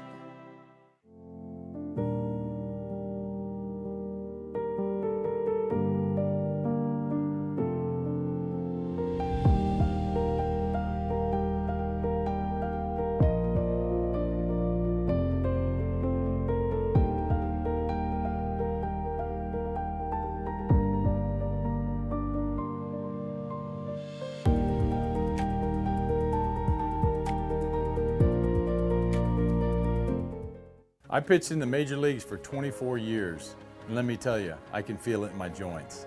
Shoulders, elbows, and knees. Trust me, pain doesn't retire when you do. I tried everything to get rid of the pain. Nothing worked until QC Kinetics. Baseball legend Roger Clemens and other patients are getting lasting relief with QC Kinetics regenerative treatments. No surgery. I trust QC Kinetics. You should too. Let's commit to getting rid of all the pain. Schedule your free consultation today. QC Kinetics. Better starts here. From the TFNB Your Bank for Life studio, this is 365 Sports. Presented by IdealMRI.com. Premium quality MRIs, convenient, affordable. That's Ideal. And by Texas Farm Bureau Insurance. We are Texas Farm Bureau Insurance, your insurance provider built by Texans for Texans. And we've been protecting families in our great state since 1952. TFNB, your bank for life, serving Central Texans since 1889. Now it's time for 365 Sports. I asked this question. We were talking about the young man, Chaz Coleman, Tennessee. What is the one thing in your life when it comes to a hobby, a goal, a job, whatever, that you regret quitting? Bracket Cat, I should have finished my master's degree. I was so close. Dennis, I regret quitting the piano. Kyle Visser, I regret giving up on athletics because of money. Wet Blanket, I quit drinking and regret it today. He always has got something funny. No, that's a good one. That's a good one. Also, let's see. A couple of more. No one ever regrets quitting gambling. I would think that's probably true. Yeah, I would think that's probably true. I'm fortunate I did not fall into that vice. I fell into others, but did not fall into the gambling vice, although I know that's a really hot topic right now. Just never interested me. I don't make enough money to want to part with it. I need to hold on to mine while I can. If I were to change one thing in my past, it would be change my socks more often. My God, I'm sure. Let's see here. I changed so much blank. We don't have time nor the room here to elaborate any further.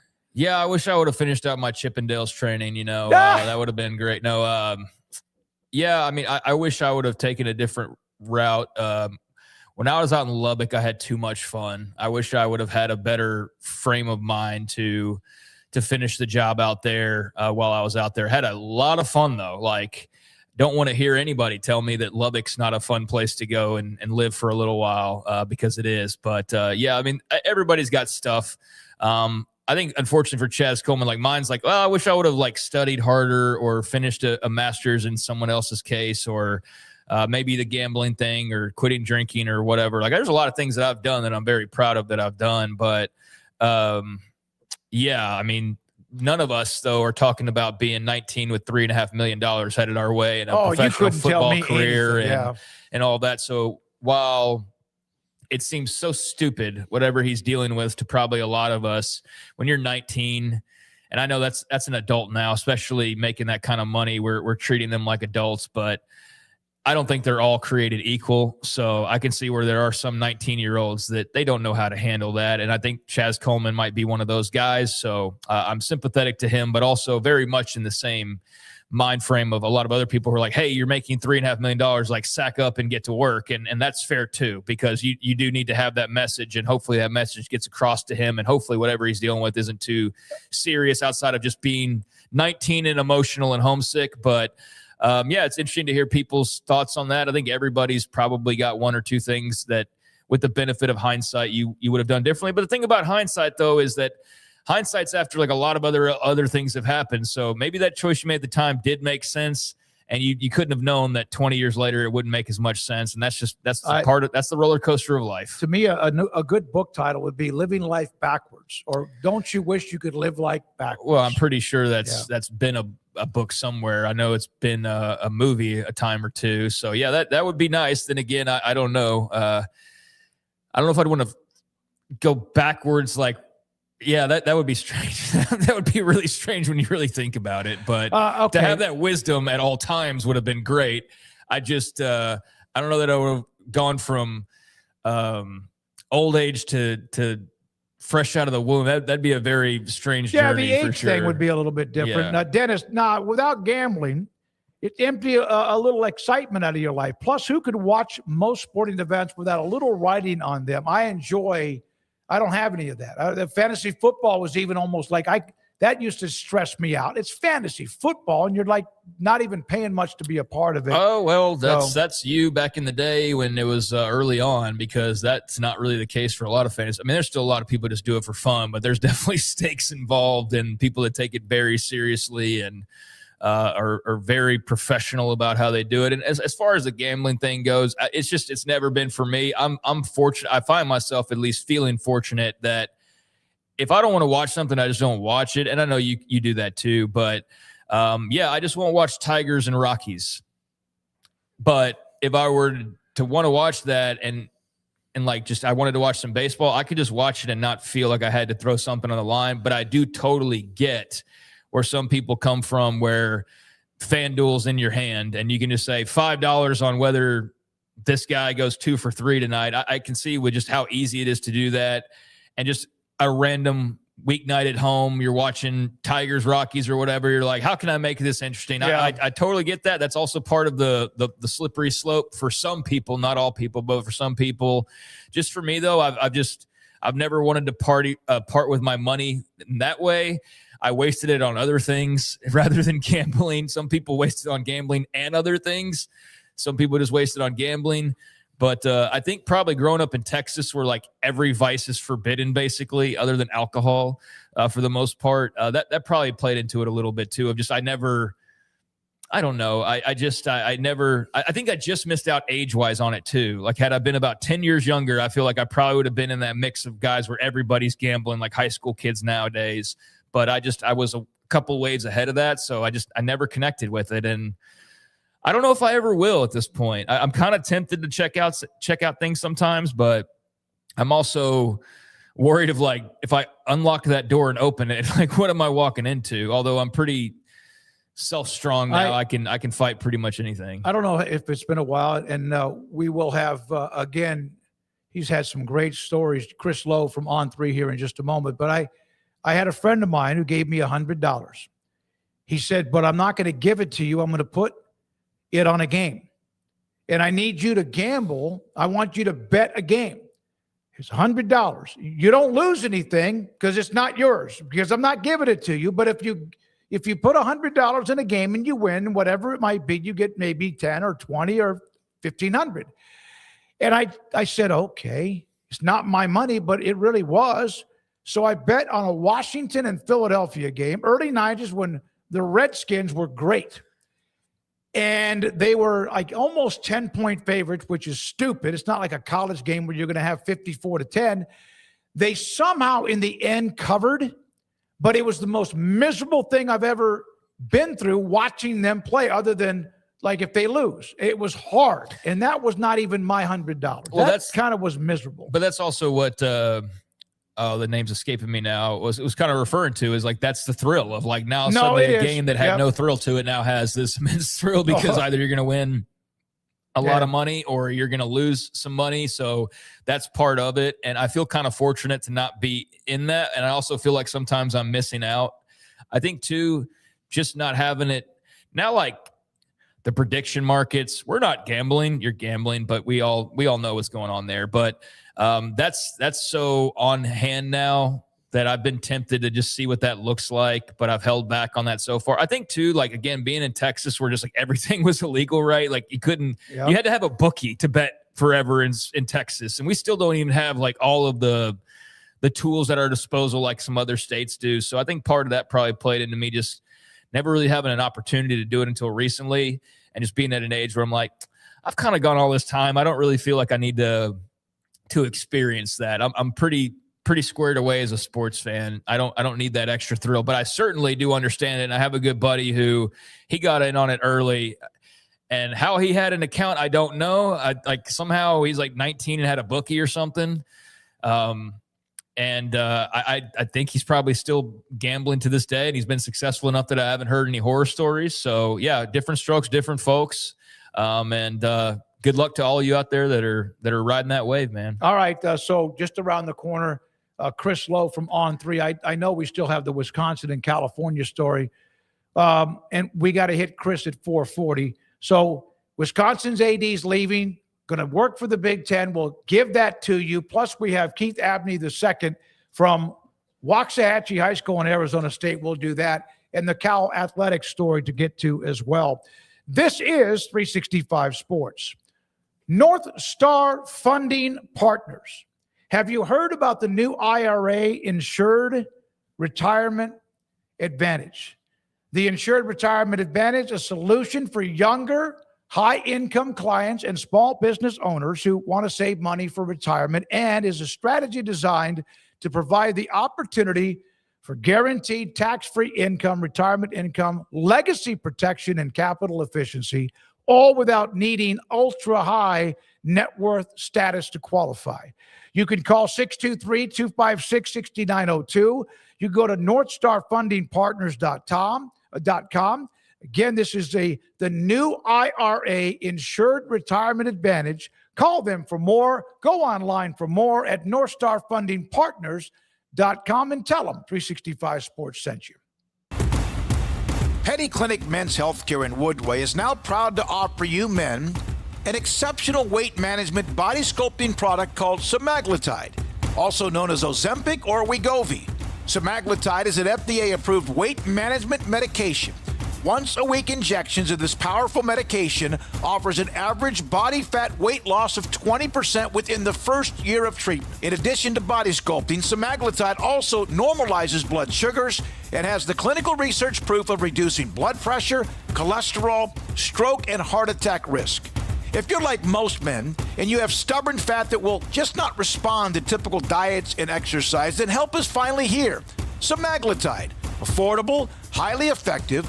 Google search Petty Clinic Waco and reach out to the Petty Clinic team today for a free consultation with Dr. Petty to see if semaglutide is right for you. Go to pettycliniclowt.com.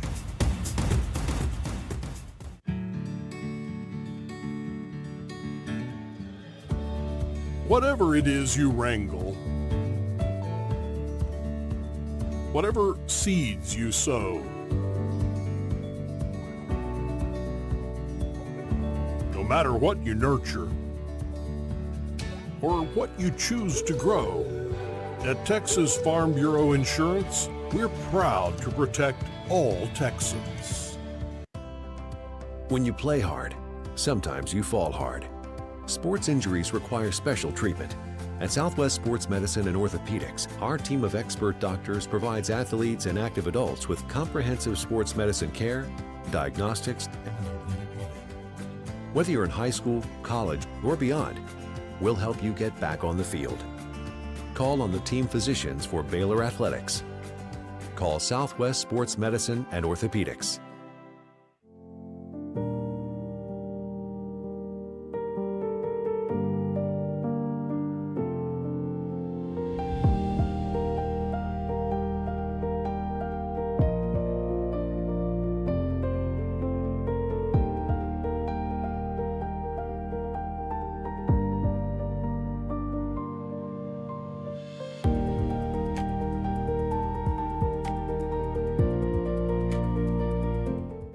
I pitched in the major leagues for 24 years, and let me tell you, I can feel it in my joints.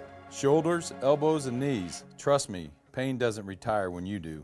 I tried everything to get rid of the pain. Nothing worked until QC Kinetics. Baseball legend Roger Clemens and other patients are getting lasting relief with QC Kinetics regenerative treatments. No surgery. I trust QC Kinetics. You should too. Let's commit to getting rid of all the pain. Schedule your free consultation today. QC Kinetics. Better starts here. From the TFNB Your Bank for Life studio, this is 365 Sports. Presented by IdealMRI.com. Premium quality MRIs, convenient, affordable. That's ideal. And by Texas Farm Bureau Insurance. We are Texas Farm Bureau Insurance, your insurance provider built by Texans for Texans. And we've been protecting families in our great state since 1952. TFNB, your bank for life, serving Central Texans since 1889. Now it's time for 365 Sports. You know, Chris Lowe, one of the great writers, covers sports on 3.com. We've had Chris on this show before. David Smoak and Craig Smoak, 365 Sports, has been on a heater, as I would say. Some of the stories, including Kirby Smart, Golish, Mike Elko, Jeremiah Smith, and more. And he joins us, Chris Lowe on 365 Sports. Chris, thank you very much for your time. Have you ever, you've had a great run. Is this one of your, this is what you do, you write, and it seems like you've been free to even do this more now than in quite some time.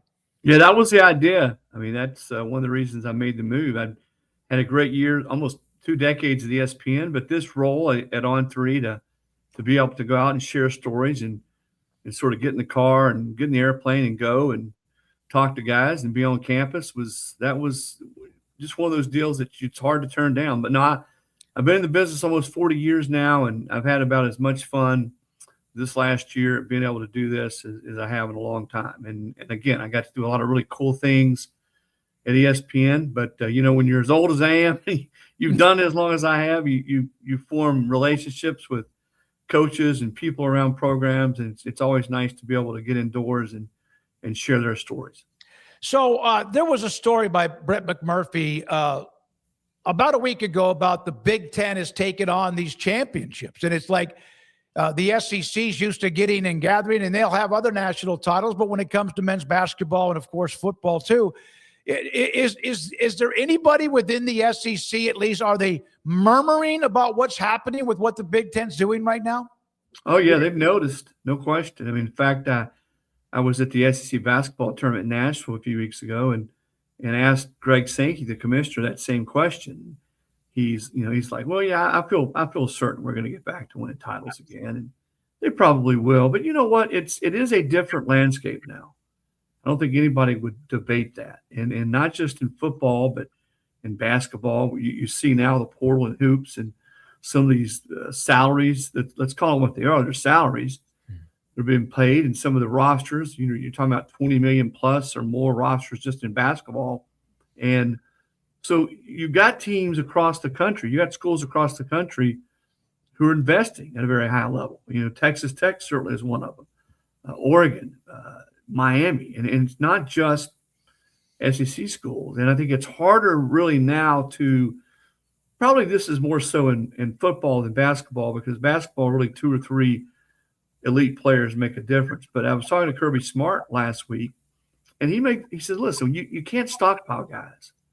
There was that run between 2015 and 22 when you had all those great Bama teams, all those great Georgia teams. LSU in 2019 was out of sight. You go watch those teams practice, and their second team defensive tackles looked as good as their first team. Well, those guys now are going elsewhere, and they're not going to stay around. And I think Kirby's words were it's sort of spread out now. And I agree with it. Chris, how do you think that plays into the SEC and their idea of the future of college football? Does that make them change their ideas of how the playoff should look because it isn't maybe so tilted in their favor anymore? Like, how does that just kind of, the Big Ten's run here play into the bigger picture for the sport, or is everybody just kind of knee-jerking and overreacting to what's been a pretty good couple of years? Yeah, and I think you're right. I mean, we only had 2 years to assess the 12-team format. Now, when Michigan won in 23, that was still a 4-team format. So I think there is some knee-jerk reactions among coaches, among fans, among administrators. You think back to the last couple of years, Ole Miss was throwing the ball in the end zone at the end of the game to potentially beat Miami and get to the national championship game. 2 years ago, it was really close. I don't think the SEC's that far off. I think it's more other schools and other teams have gotten better. And I do think the SEC, whether it was tilted in their favor or not, I don't know what I would say that. I do think this, though. I think the league was top-heavy for most of the 2010s all the way up through Georgia winning back-to-back titles in 21 and 22. Those teams were so good. Those Bama teams, those Georgia teams, that LSU team. And there was a pretty big gap between those teams and everybody else in the SEC. I think the portal, the NIL, has changed that in the SEC. It's a much more balanced league. And you've seen that the last few years, teams getting upset. You normally didn't see a Bama losing to a Vanderbilt. You never saw that. You didn't see Georgia, losing as much as they did. I mean, guys, they lost at home last year. Georgia did. They lost at home in 33 straight games. So I do think you're seeing more instances on Saturday where the first or second best team in the SEC are much more liable to lose to the 8th, 9th, or 10th best team in the SEC. You didn't see that as much. I think that has changed a lot. But, yeah, coaches absolutely want to see more teams in the playoff. I think the SEC coaches felt like it would be expanded to 16 this year. It wasn't because, quite simply, the Big Ten and SEC couldn't agree. I do think it's going to expand. My sense in talking to coaches and administrators, not just in the SEC, I was at Ohio State last week, is that you're going to see it go to 16 for a select number of years, 2, 3, 4. And then I think there'll be some type of language that they'll figure out a way to get to 24. I don't necessarily like 24. I think 16 is a better number. But you know what? If you can figure out a way to play those playoff games on the weekends that normally were reserved for championship games and conferences, then I'm a little bit better with it. Because here's the thing. I love games on sites, on campus sites. Yep. If you look at the proposal that the Big Ten laid out there, the first 2 rounds of the playoff would all be played on campus sites. I think that's good for college football. The story about with Kirby Smart is a great story, and about how SEC championships matter. Obviously, his players want a natty. Well, hell, he wants a natty, and Georgia fans got a little spoiled, like Alabama fans, when Kirby changed the narrative. What drives him, Chris? What drives Kirby Smart with what he does? Yeah, I think it's like all the great coaches, great competitors, period, coaches, players, is they never look back, man. There's no rearview mirror in Kirby Smart's world. You know, Saban was the same. All the great coaches and players are the same. You know, you go to pro guy, you know, the greatest athletes we've seen play in all the sports. You know, it's what comes next. I think that's the thing that drives him as much as anything is growing his team, growing his players, creating, you know, elite competition on the practice field. Kirby likes practice more than he does games. You know, it's become urban legend. They call it Kirby on the mic. He's on that microphone screaming on it, and you can hear him 3-4 blocks away from the practice field on campus. But, you know, he's been really good at getting players. And again, I think the best coaches do this, find players who want to be pushed, who want to be challenged. And I think that's the part he likes the best. But he also knows he's very, very quick to tell you that as soon as you think you've arrived, you get humbled. And not that they've been humbled, because they have won the SEC title the last 2 years, but they haven't won a playoff game. And I can promise you this, you don't need to remind Kirby of that. He knows that. So, Chris, as Smokey pointed out, you've had a lot of great articles here lately, talked to a lot of interesting people. One of those was Auburn's Alex Golish. Just curious, from your point of view, what do you think is the biggest challenge that he faces walking into that job?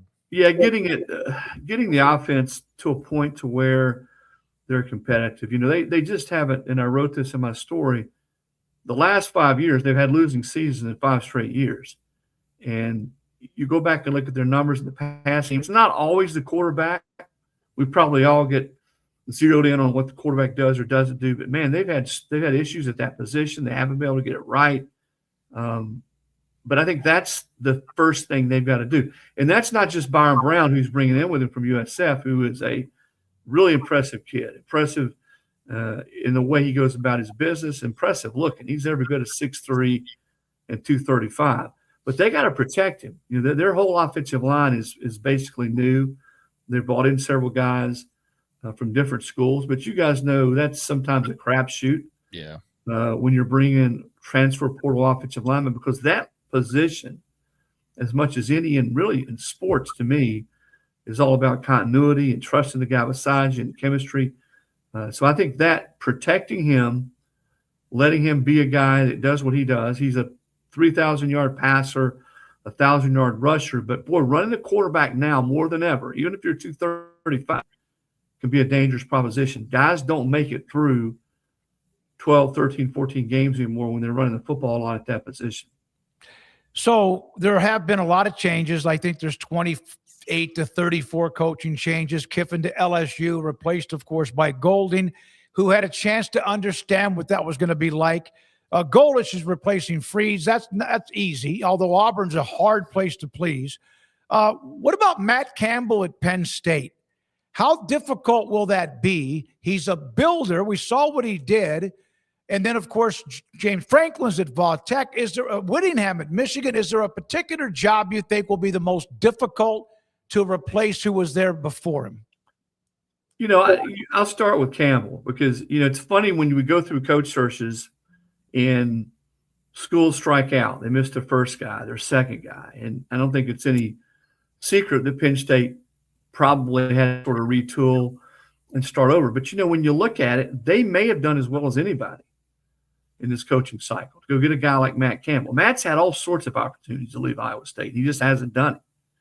And I think the Penn State brand certainly was appealing. And to get that program back to being a team that can play for national championships. James Franklin was a guy that had them in the top 10 pretty much every year. They just lost the games that mattered most. And I don't care who you are, even if you have the kind of record James did, if you're consistently losing to your rivals at a place like Penn State, people are going to get tired of it. So that's the challenge for Matt Campbell. I equate the Michigan deal with Kyle Whittingham the same way.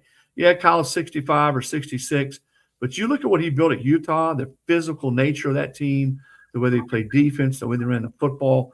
That's sort of what Michigan's been built on, and it's been chaotic around the Michigan program. So he gets to come in at a time. He's got a really good young quarterback to build around in Bryce Underwood. So I think both those guys, when you look at sort of the way it went down, the off-field stuff with Sean Moore, everybody's wondering, was Kalen DeBoer going to pull the string at Alabama? Penn State swung and missed on some guys. But when you step back and look at it from 1,000 feet away, I'd say Michigan got a really darn good football coach, and the same goes with Penn State with Matt Campbell. As far as replacing, who's the toughest guy to replace, I think that really depends on sort of where you're looking at it. Most of these guys are from where you're looking at. Most of these guys are moving into jobs where they haven't done as well or they haven't met the expectations of that place. Well, you guys know everyone's spending a lot of money now. I'd say that of the Power 4 schools, most of them are spending $25 million plus on the roster. So everyone wants a return. So when you don't win pretty quickly, then it becomes Armageddon within 2 or 3 years. The old 5-year plans are over. But I'd say that probably Penn State, even though I think Matt's a great coach, because he replaces a guy that proved there he could be a top 10 program. Again, you go back and look at James' last 10 years, I think they finished in the top 10 maybe 6 or 7 of those years. What he couldn't do was beat Ohio State and beat Michigan. So that will be the challenge for Matt Campbell. Chris, we were talking about Chaz Coleman, just kind of parts of the news coming out over the weekend, Keelan Russell. There's just all sorts of different things that are out there in the ether. But this Chaz Coleman story, what do you make of it from your end and just people that you talk to? Well, I think it's pretty clear that there's some things off the field that he's dealing with. And, he hasn't practiced much, or certainly the last part of spring practice, he hasn't been out there. And I think Josh Heupel was asked about it after Tennessee's spring game and said, listen, there's some things that, he needs to take care of. But most of all, he needs to get back with his teammates practicing, whatever it is. And I think there's probably a few things. I've heard everything from he's homesick to some things just on a personal level. But he's got to get back with his teammates because Tennessee has gone through some of these things over the last few years with players. And there's no way that anybody in that program wants to go back down that same road. I do think he can be a difference maker for Tennessee. Jim Knowles knew exactly what he was getting when he brought him in because he played for Jim last year at Penn State. And Tennessee needs someone on the outside that can rush the passer. That's something that I think it's that they were missing last year. So he is a key role. He is a key player for them. He just needs to get back. And certainly this summer is a time when leaders on a football team get guys together to do their own thing. Rest assured that the leaders on that Tennessee football team will be watching very closely to see how quickly he can get back and how invested he is once he does get back. Chris, Arizona State had Texas dead to rights a couple of years ago, and they gave up the wide open touchdown. Then last year, Tech, of course, the offense was just awful in their opening round loss. Your thoughts about what does and can the Big 12 rise to another level? Is it going to take somebody making a deep run or multiple teams that get in the playoff and go more than just playing one round? The crazy thing is, and I pointed this out in this story with Georgia today, is in the last 2 years, the teams that have gotten the byes are 1-7. Mm-hmm. And I don't think that's just happenstance. I think football is a game where when you go almost a month 25 days or whatever it is, don't play football, you get out of, I don't want to say football shape, but you get out of that rhythm. You know, you're still not hitting as much as you do. You try to be physical in practice, but it's still not the same as games. It's hard to simulate games. And I think you've seen that with some of these teams in the last few years. The tackling hasn't been as crisp. Maybe they haven't been as physical. I also think when you ask me about Arizona State and Texas Tech, sometimes you got to swim in those waters, you know, before you understand what it takes to win those games at that level. And both of those programs have not been in those waters, you know, but to get there and to taste it, not only as players, but as the staff and the program in general. I think that's, to me, if you ask me what they've got to do, I think just the experience of getting there, you know, can help and will help. And, you know, I think they're on two different planes. I don't think Arizona State spends as much money as Texas Tech on players, but they've proven they can get there. And I think that's, to me, that's a big part of being able to have a deep run. You know, it's some teams, it takes a while. You know, Ole Miss got there finally. You know, they sort of blew it 2 years ago. They had a chance to get to the playoff. They lost to Kentucky at home. They lost to Florida late, didn't get there. They got there this year and took advantage of it. Chris, any chance the SEC has appetite for another Texas team? Because you might have seen Texas Tech and Brady Ormark's little dust up like a week ago. It's calmed down, of course, but it's bringing back a lot of like, hey, you guys think you're A&M in Texas now or whatever. I just wondered your thoughts on that. And yeah, just the Red Raiders kind of they're living their best life right now. Yeah, but they still, I think they still got to go, to your point, they still got to go win some games on the big stage that count. They've proven that they're ready to invest as well or more than anybody, and they brought in great players. You know what McGuire's done there, and just the way he's made that place now for a lot of players. And yeah, they're doling out the cash, but they're not the only one. But he's made that place a destination place for a lot of players, both out of high school and in the portal.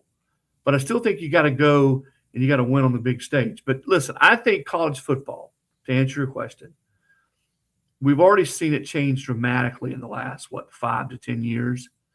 Really, you go back all the way back to 2012 when A&M joined the SEC. And, of course, in the last couple of years, Oklahoma and Texas. But I think within 5 to 7 years, we're going to see, I won't say a total breakaway, but I think you're going to continue to see more realignment. You're going to see major college football teams. And I don't know how many teams that is. Is it 38? Is it 48? Is it 50?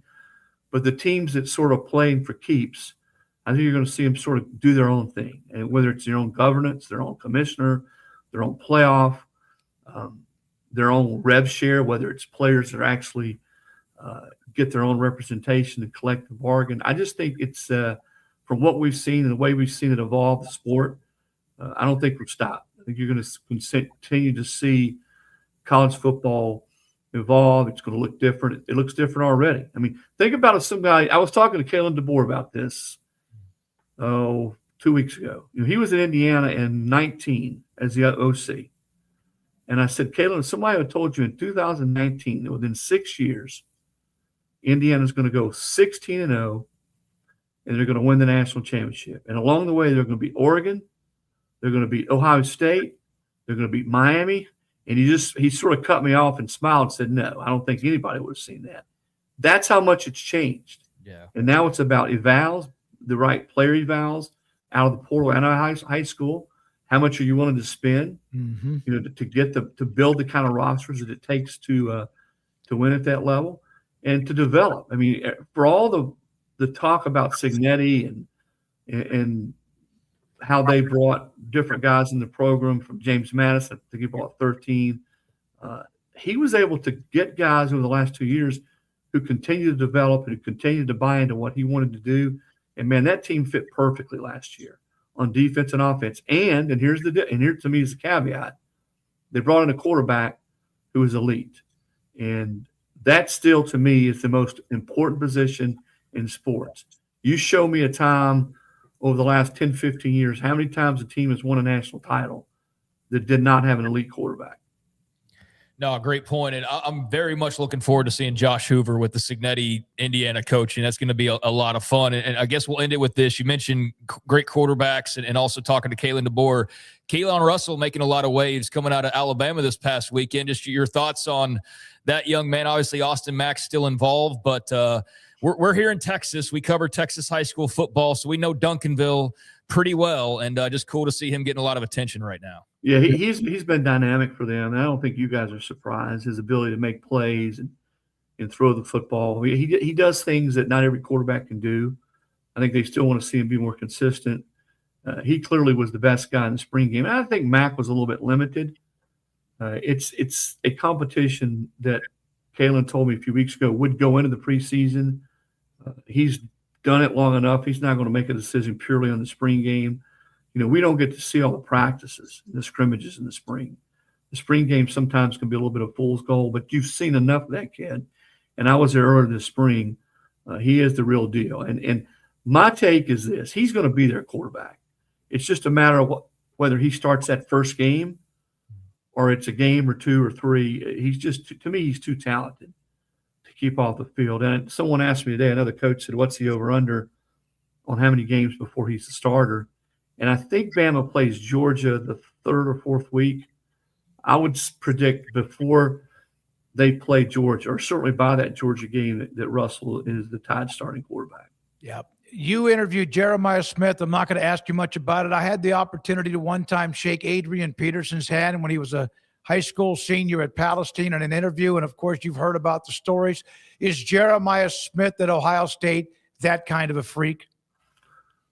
You know, he's as good as I've seen. I haven't seen many guys that I thought could go straight from high school to pros. Mm-hmm. Not that he would have been a dominant player, but I think he could have done it just from a physicality standpoint. And, you know, I'm going to date myself. I mean, when I shook his hands look like Dr. J's. They're massive.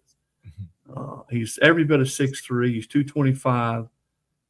He ran I think it was, what did he tell me, mile per hour, 23.4 miles per hour when he was a freshman. You don't see cats like that walking around the planet. And he just is, he really is. I saw Jadeveon Clowney when he played high school as a senior in high school. Mm-hmm. He was sort of like that. But Smith is just he is a beast when it comes to working out, the strength program and the weight room. And I think that's his competitive fire. Yeah, he's cocky, but I think it's more confident than anything. His competitive fire clearly wears off on the entire football team. But no, he's to me, I don't think there's any question he's the best player in college football. I think had he come out this year, had he been eligible, he would be the first pick overall in the draft. Yeah, he's amazing. Thank you, Chris. You are too. An unbelievable run of stories. Follow him, Chris Lowe from on3.com. Thanks. Have a great trip. Wherever you're going next, because I know you'll be somewhere. Thank you. You bet. See you guys. Chris Lowe of On3 Sports, on3.com. When I'm telling you, Mike Elko, Golish, Kirby Smart, Jeremiah Smith, you name it. He's been in a campus or coach's office or on and talking college football. Yeah, no, if we just wanted to go off his recent interviews, we could do that.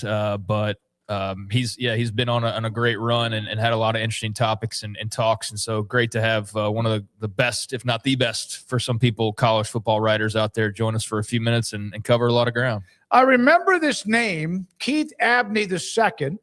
High school football, something I've done, broadcast for many, many years. And Waxahachie was playing Midway. We've done Midway Football School out of the south part of Waco. And Waxahachie's been one of the great schools as far as surging. They had a great history in the past. But really the last few years, speaking of Duncanville, they've been in the same district. Beat Duncanville last year. Keith Abney was a part of that surge, and he joins us, the cornerback from Arizona State University, with us on 365 Sports. Young man, thank you very much for your time. What is it like, Keith, right now? You are 2 weeks or so away, a week and a half away from knowing where your next location is going to be. What's it like leading into the expectations of the draft? We got you? I can't hear you. I'm going to have to leave and join back. Oh, okay. All right. Let's see. All right. Let's break. Rez, let's break. We'll come back with Keith Abney II, Arizona State cornerback from Waxahachie High School. He's next. This is 365 Sports. Ideal MRI.com in the Central Texas marketplace off I-35 in Waco. State-of-the-art imaging machine. I've been in it 4 different times for what doctors wanted to see a better look at my lower back, my upper back, and other parts of my body. And every time it's been such a smooth visit. I can get a little claustrophobic at times, but I never have when I've been inside their MRI machine. That says a great deal about their techs and their specialist. And it's only $497 every single time. Dr. Rob Maxey and a great group of partners that want what's best for you. One, getting your doctor the evidence so they can work on whatever is causing you pain. And then also the possibility of then, no, we need to do this next. And so you get that from Ideal MRI. What a great business. What a great company. And it's $497 or less. State-of-the-art imaging machine. They even have full body scans, which is at a different level. So ask if you call them at idealmri.com.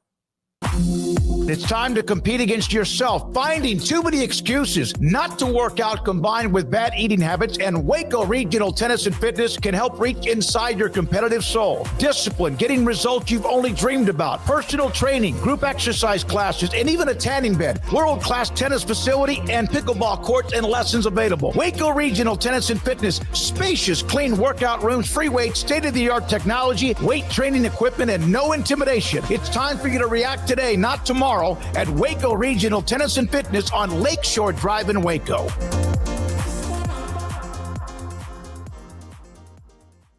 Declaration of Deals is at Allen Samuels in Waco. Get $11,000 off a new Ram 1500 Lone Star, plus 2.9% for 72 months. And America's best full-size truck powertrain 10-year, 100,000-mile limited warranty at Allen Samuels in Waco.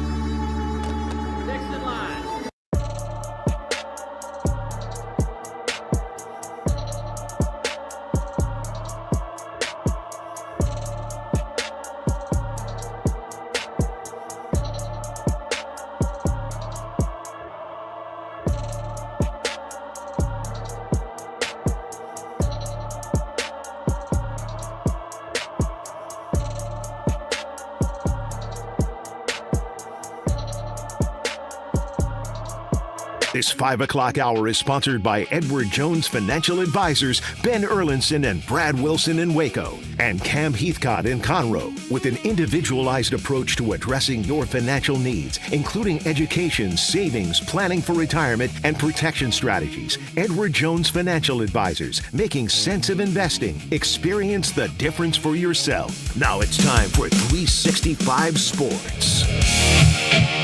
Here we go, this 5 o'clock hour, and we hope to be able to connect again to Keith Abney II, who rebooted his feed from us and now joins us on 365 Sports. Keith, are you there? Can you hear me? How you doing?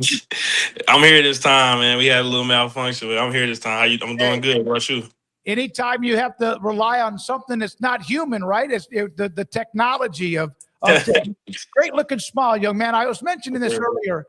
I remember your name and your play popping out at me when I did a couple of Midway Waxahachie games when you were there.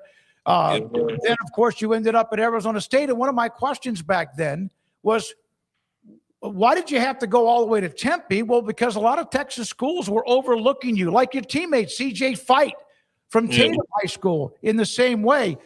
What is this week like for you, or next 10 days? Knowing your future, you don't know where it's going to be, but you know it's going to be somewhere. It's taking it day by day still, working out every day. I haven't left Arizona yet, so I guess it hasn't really hit yet. It'll probably hit when I go back home for the next week and actually be getting ready for the draft this week. But I'm really still in work mode. But it's gonna be a great feeling. Right now I'm just been keeping my head down and working though. Everything I see that you are obviously projected as one of the best cornerbacks coming out of college football. What have the NFL scouts, personnel people, and all of those visits and conversations, that what have they told you? A lot of teams, they love my play. They love who I am as a person on and off the field. They like what I bring. They like my football IQ, my play style, how physical I am, the energy I play with, my feet work. I've heard a lot of good things, and I feel like just wherever team I go to, they're gonna get a great product, and I know I'm gonna be with a great coach that's gonna help me take my game to the next level, and we gonna keep going up and up. So Keith, you signed with Arizona State ultimately coming out of Waxahachie and then have a great career these last 3 years, but switching conferences, winning the Big 12, playing in the playoff, like all these different things. How would you describe the rise and the growth you saw in such a short amount of a time, and what do you attribute that to?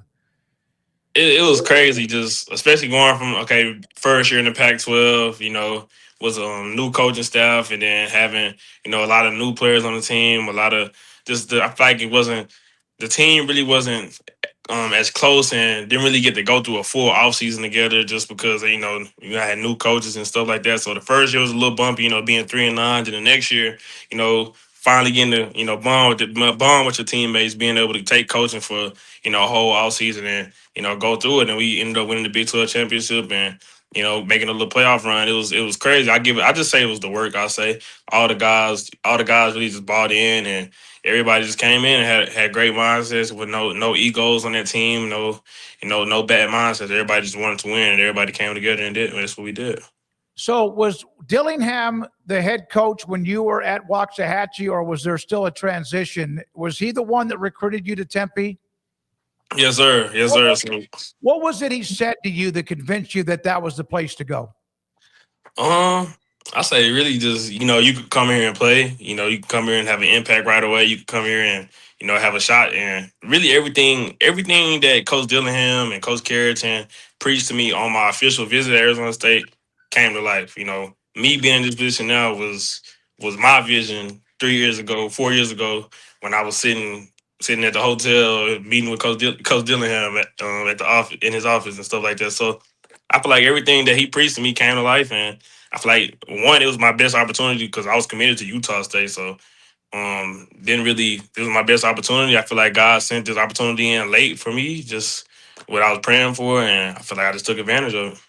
Had you ever been to Arizona before you went to Tempe to start going to class? And what's been your favorite part of just kind of getting to know a different part of the country?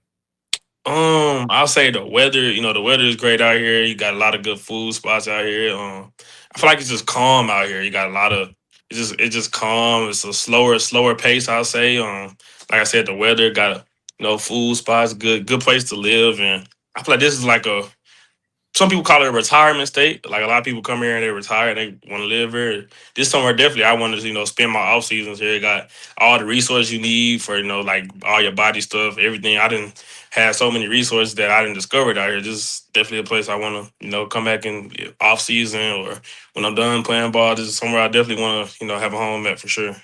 So you're going to have another home here coming up. You got a second home now in Arizona. Yeah. Do you allow yourself to imagine the possibilities of like, man, what would it be like to play here? Or are you like a lot of other guys of like, I'm not thinking about that until I get my name called and I know where I'm going? That's where I've been at. Really just because you don't want to have your mindset on, have my mindset on playing in Buffalo, and then you end up playing in, I don't know, Wisconsin or something like that. So really just waiting to see where I go, and then we're gonna go from there. Finally get to, get active. I'm ready. I'm excited to move and stuff. Get a new, see where I'm gonna live at, and yeah, just find where my new home is gonna be. Well, it'll be great if you go to Buffalo or Green Bay, but it's a hell of a lot colder there than it is in Phoenix and Tempe, Arizona. Yeah, but definitely. Two really good franchises. What a lot of people have learned this about you, though. When you were younger, you were a 4-time national champion speed skater. Yes, How sir. did you get involved with that? It really started just in Dallas, I'll say. It was a place called Red Bear Skating Land. We used to go there every Thursday for real, and we used to have races, and you just essentially I was racing for candy. So I was just trying to win candy at first, and I was real good at that. And the rink owner, I guess he seen how fast I was, and he ended up coming up to my people and was like, "Yeah, y'all should try it."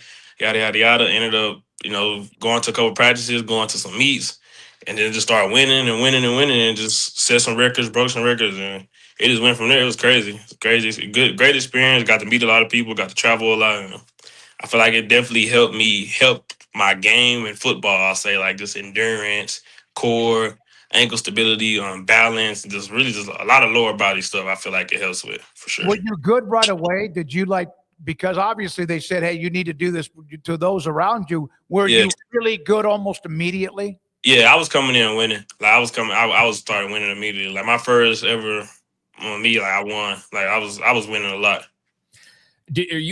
Were you like tuned into the Olympics as a result of that? Is it like carry over your fandom, or is it more of just like I like it when I do it kind of thing? No, I was watching the Olympics. Actually, somebody I know just won a bronze medal this past Olympics. So yeah, I was tuned in because a lot of the people that I actually like the older you get, that's when you get the transition over to like ice and stuff. So kind of like people that I know started making that transition now, getting to that age, and a lot of people that I knew actually skating this Olympics. So it was cool watching them and just cheering them on. So I saw a quote or maybe an interview from Brian Carrington, who we've had on this show. And of course, Brian recruits Texas and has been here before. Sure. He asked players to put something down on a piece of paper that they would like during their time at Arizona State. And one of what you wrote down was to earn the trust of your teammates. All conference. Yes, all American. Yes, win. But I thought that was pretty unique. That was not deep, but I thought that was pretty cool. How quickly did that happen? I'll say it's just something that just happened over time. So definitely not right away.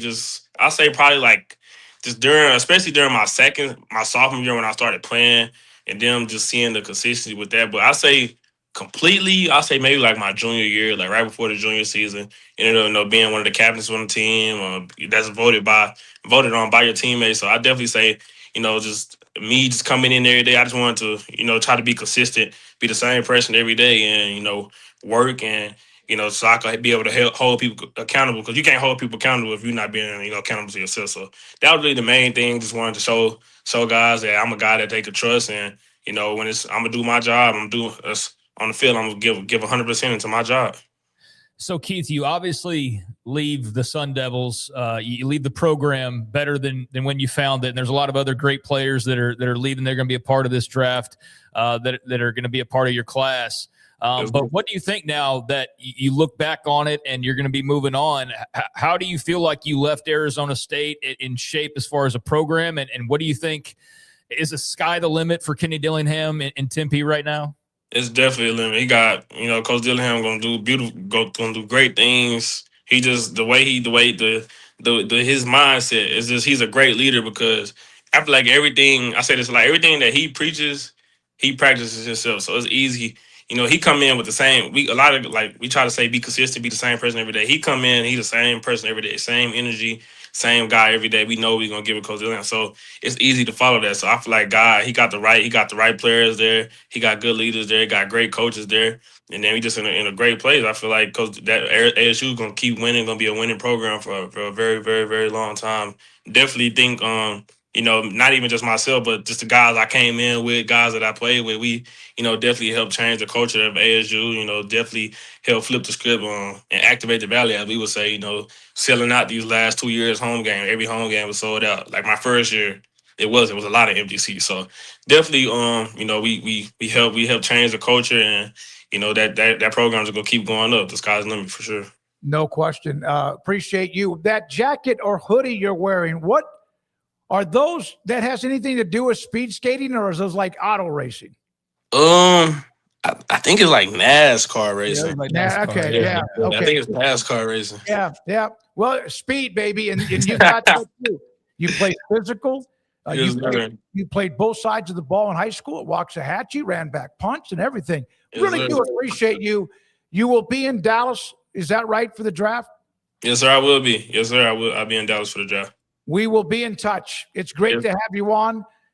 Really excited about what you've done. You had a chip on your shoulder when you left high school because, well, you ended up at a hell of a school, by the way, which worked out that way. Yeah. Thank you for your time, and have a great rest of the week, and good luck in a week and a half. Yes, sir. Thank y'all for having me. You too. For having me the second.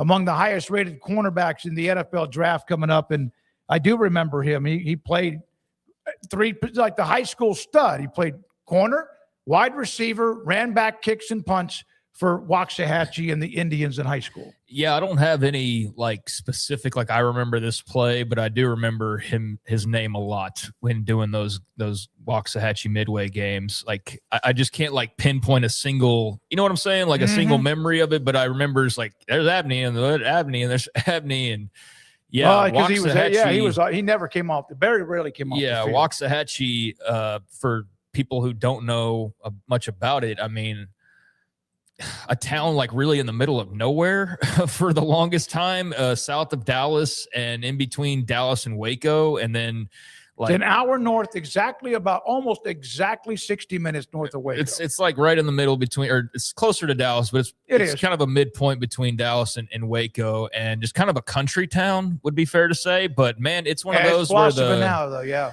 where the suburbs have started to extend now further and further as they want to do. And so now Waxahachie's kind of in a resurgent period, I guess, or like a building period where like the population's getting pretty big and there's a lot of new construction. There's a lot going on there, but coinciding with that, their football programs turned out to be really damn good for like the last several years, where I can't speak to their history. But I do know that I didn't hear much about them for a really long time, and maybe they'd make the playoffs, and it just was, hey, they're one of 1,000 teams that made the playoffs, so I don't pay particular attention to them. But since I covered a school that was playing them on a regular basis, they've had a certain resurgence here lately, right? First of all, it's a really nice stadium.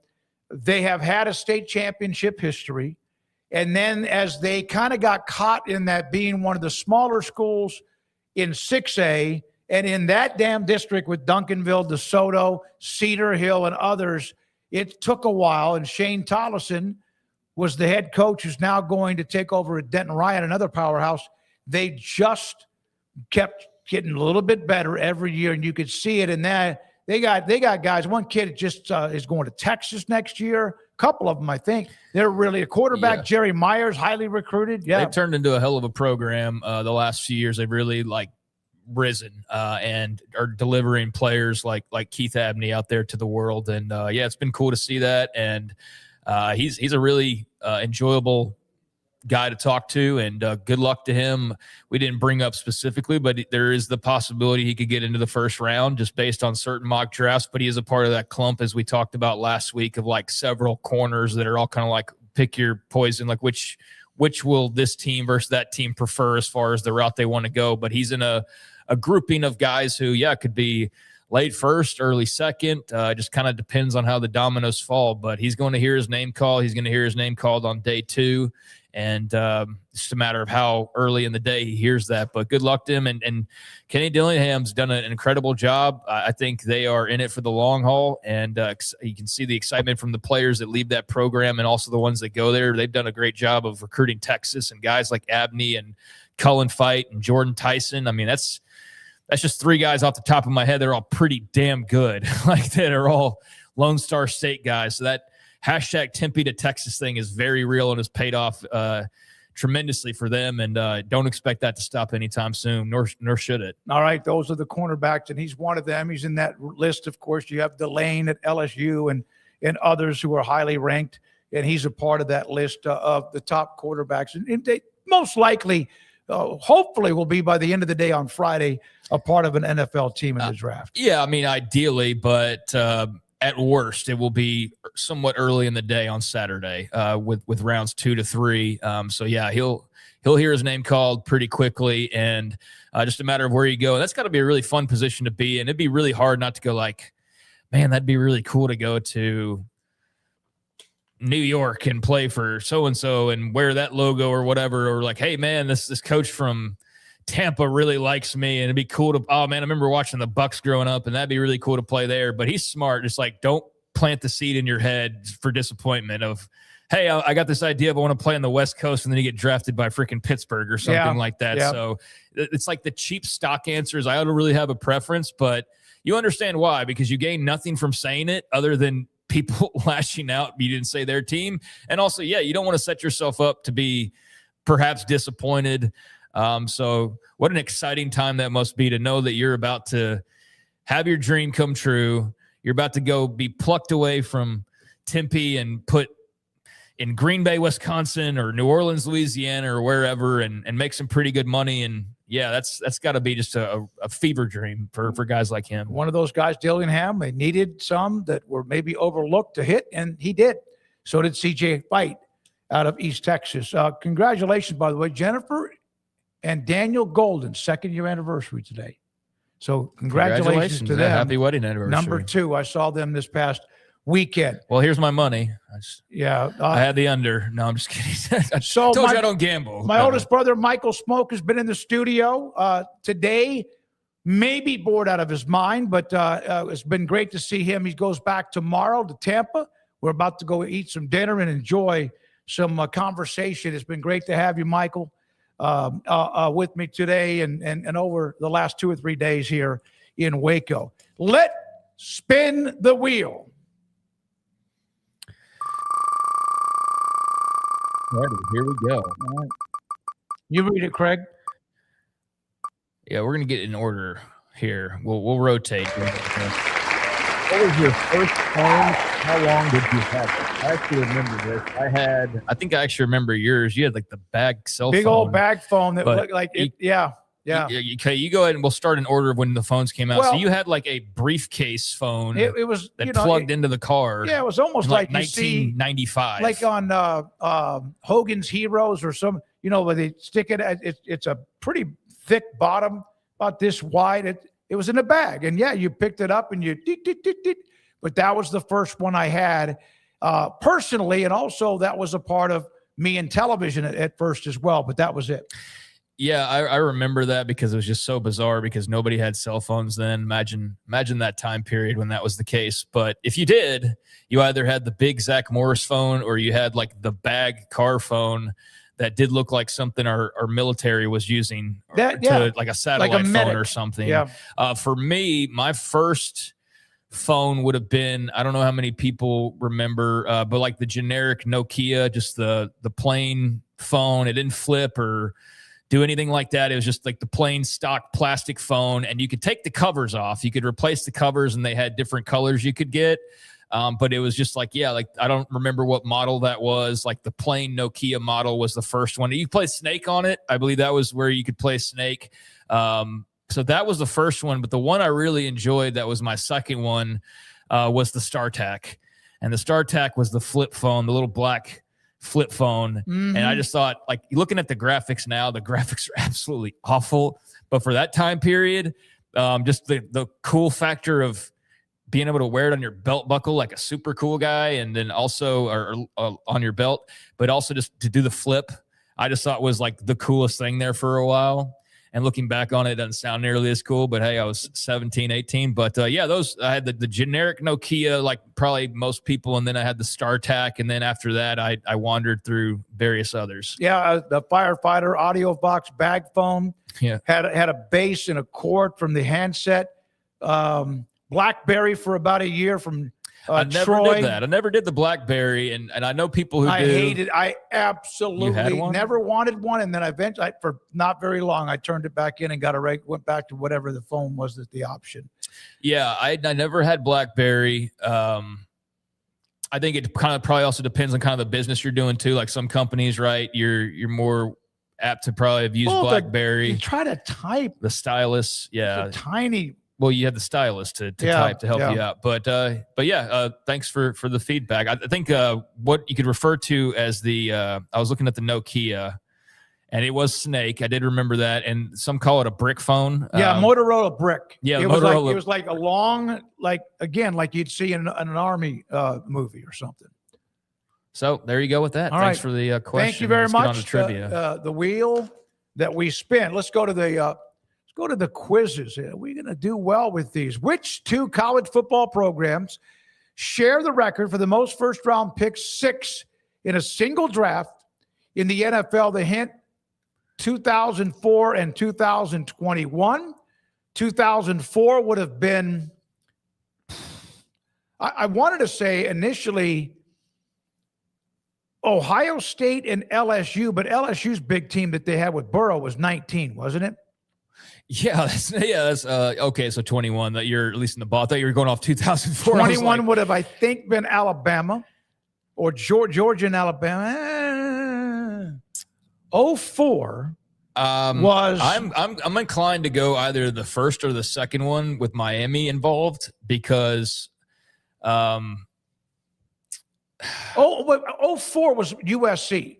Yeah, that was when they had won a back-to-back and then lost to Texas in 05. So but Miami in 21.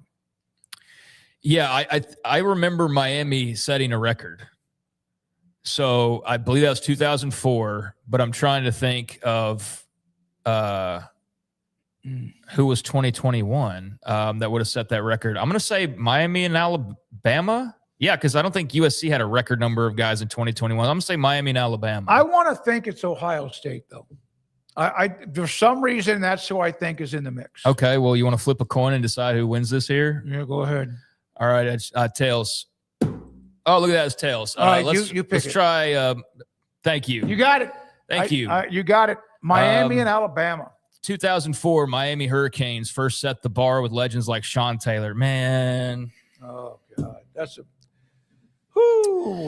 that's still hard to this day. R.I.P. For like, I'm being kind of dramatic, but I really like I get bummed out when I think about Sean Taylor as a Washington fan and just a fan of great players. But yeah, Sean Taylor and Vince Wilfork. It took 17 years for another team to catch them, but the 2021 Alabama Crimson Tide finally matched the feat, sending 6 stars, including Heisman winner Devontae Smith, into the first round. So less than half of the audience that voted on this got that right. But yeah, Miami and Alabama, the answer here. All right, so 64, we got it right. 47%. We're right of the 64 on that quiz. Here's another one. What legendary icon made UCLA history by lettering in 4 different varsity sports, even though the sport he eventually went pro in was considered his weakest at the time? So I want to guess because you're a little older than I am. So is it Jackie Robinson? It's got to be Jackie. Yeah, right. It's got to be, right? It wasn't Aikman. It wasn't Reggie Miller. And even though Jabbar is that Cheryl's brother? Huh? That's Cheryl's brother? Yep. Pretty damn good basketball Yeah, player. okay. Jackie Robinson is the answer here. Yeah, it's not even close. Yep. Before breaking the MLB color barrier in April 1947, Robinson was a Titan at UCLA, 39-41. While known worldwide for baseball at UCLA, he was the nation's leading punt returner, a conference-leading basketball scorer, and the 1940 NCAA long jump champion. UCLA now honors him with a 42 plaque at every single one of its 22 athletic facilities. So most of the audience got that right. And so did we. So awesome. Yeah, look at all those old school 2-0 pictures. today. Pretty cool. Yeah, Jackie Robinson was phenomenal. Track. What a stud. And field. All right, number 42 across the league, retired. Now to the poll results from earlier today. Who should the Jets, the New York Football Jets, that's the Giants, take at number 2?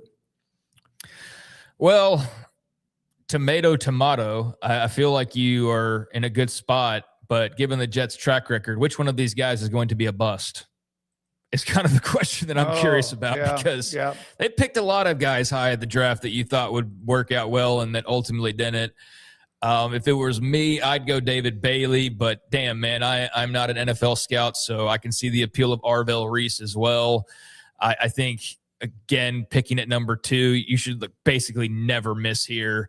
And both these guys could very well end up being great, but I would go with David Bailey personally. All right, yep, 56%. Most likely has been thought of as the number 2 pick. If he drops past 2 or 3, you're going to see some teams move up who are a part of the top 10 to try to get him. The one consolation about Washington not being very good this year is that they're back near the top of the draft. So I get excited about them getting a high draft pick and probably not either one of these guys, but somebody in the same vein. So that's nice. Although you'd rather not be picking high unless it was like as a result of some trade. But if there is an upside to it, it's that they're going to get a pretty good player. But yeah, somebody's going to get an absolute stud with either one of these guys. So there's David Bailey, 56%, 118 votes. The last of this The trivia question, or the poll results, excuse me, is Rory now the clear greatest of all time of this decade?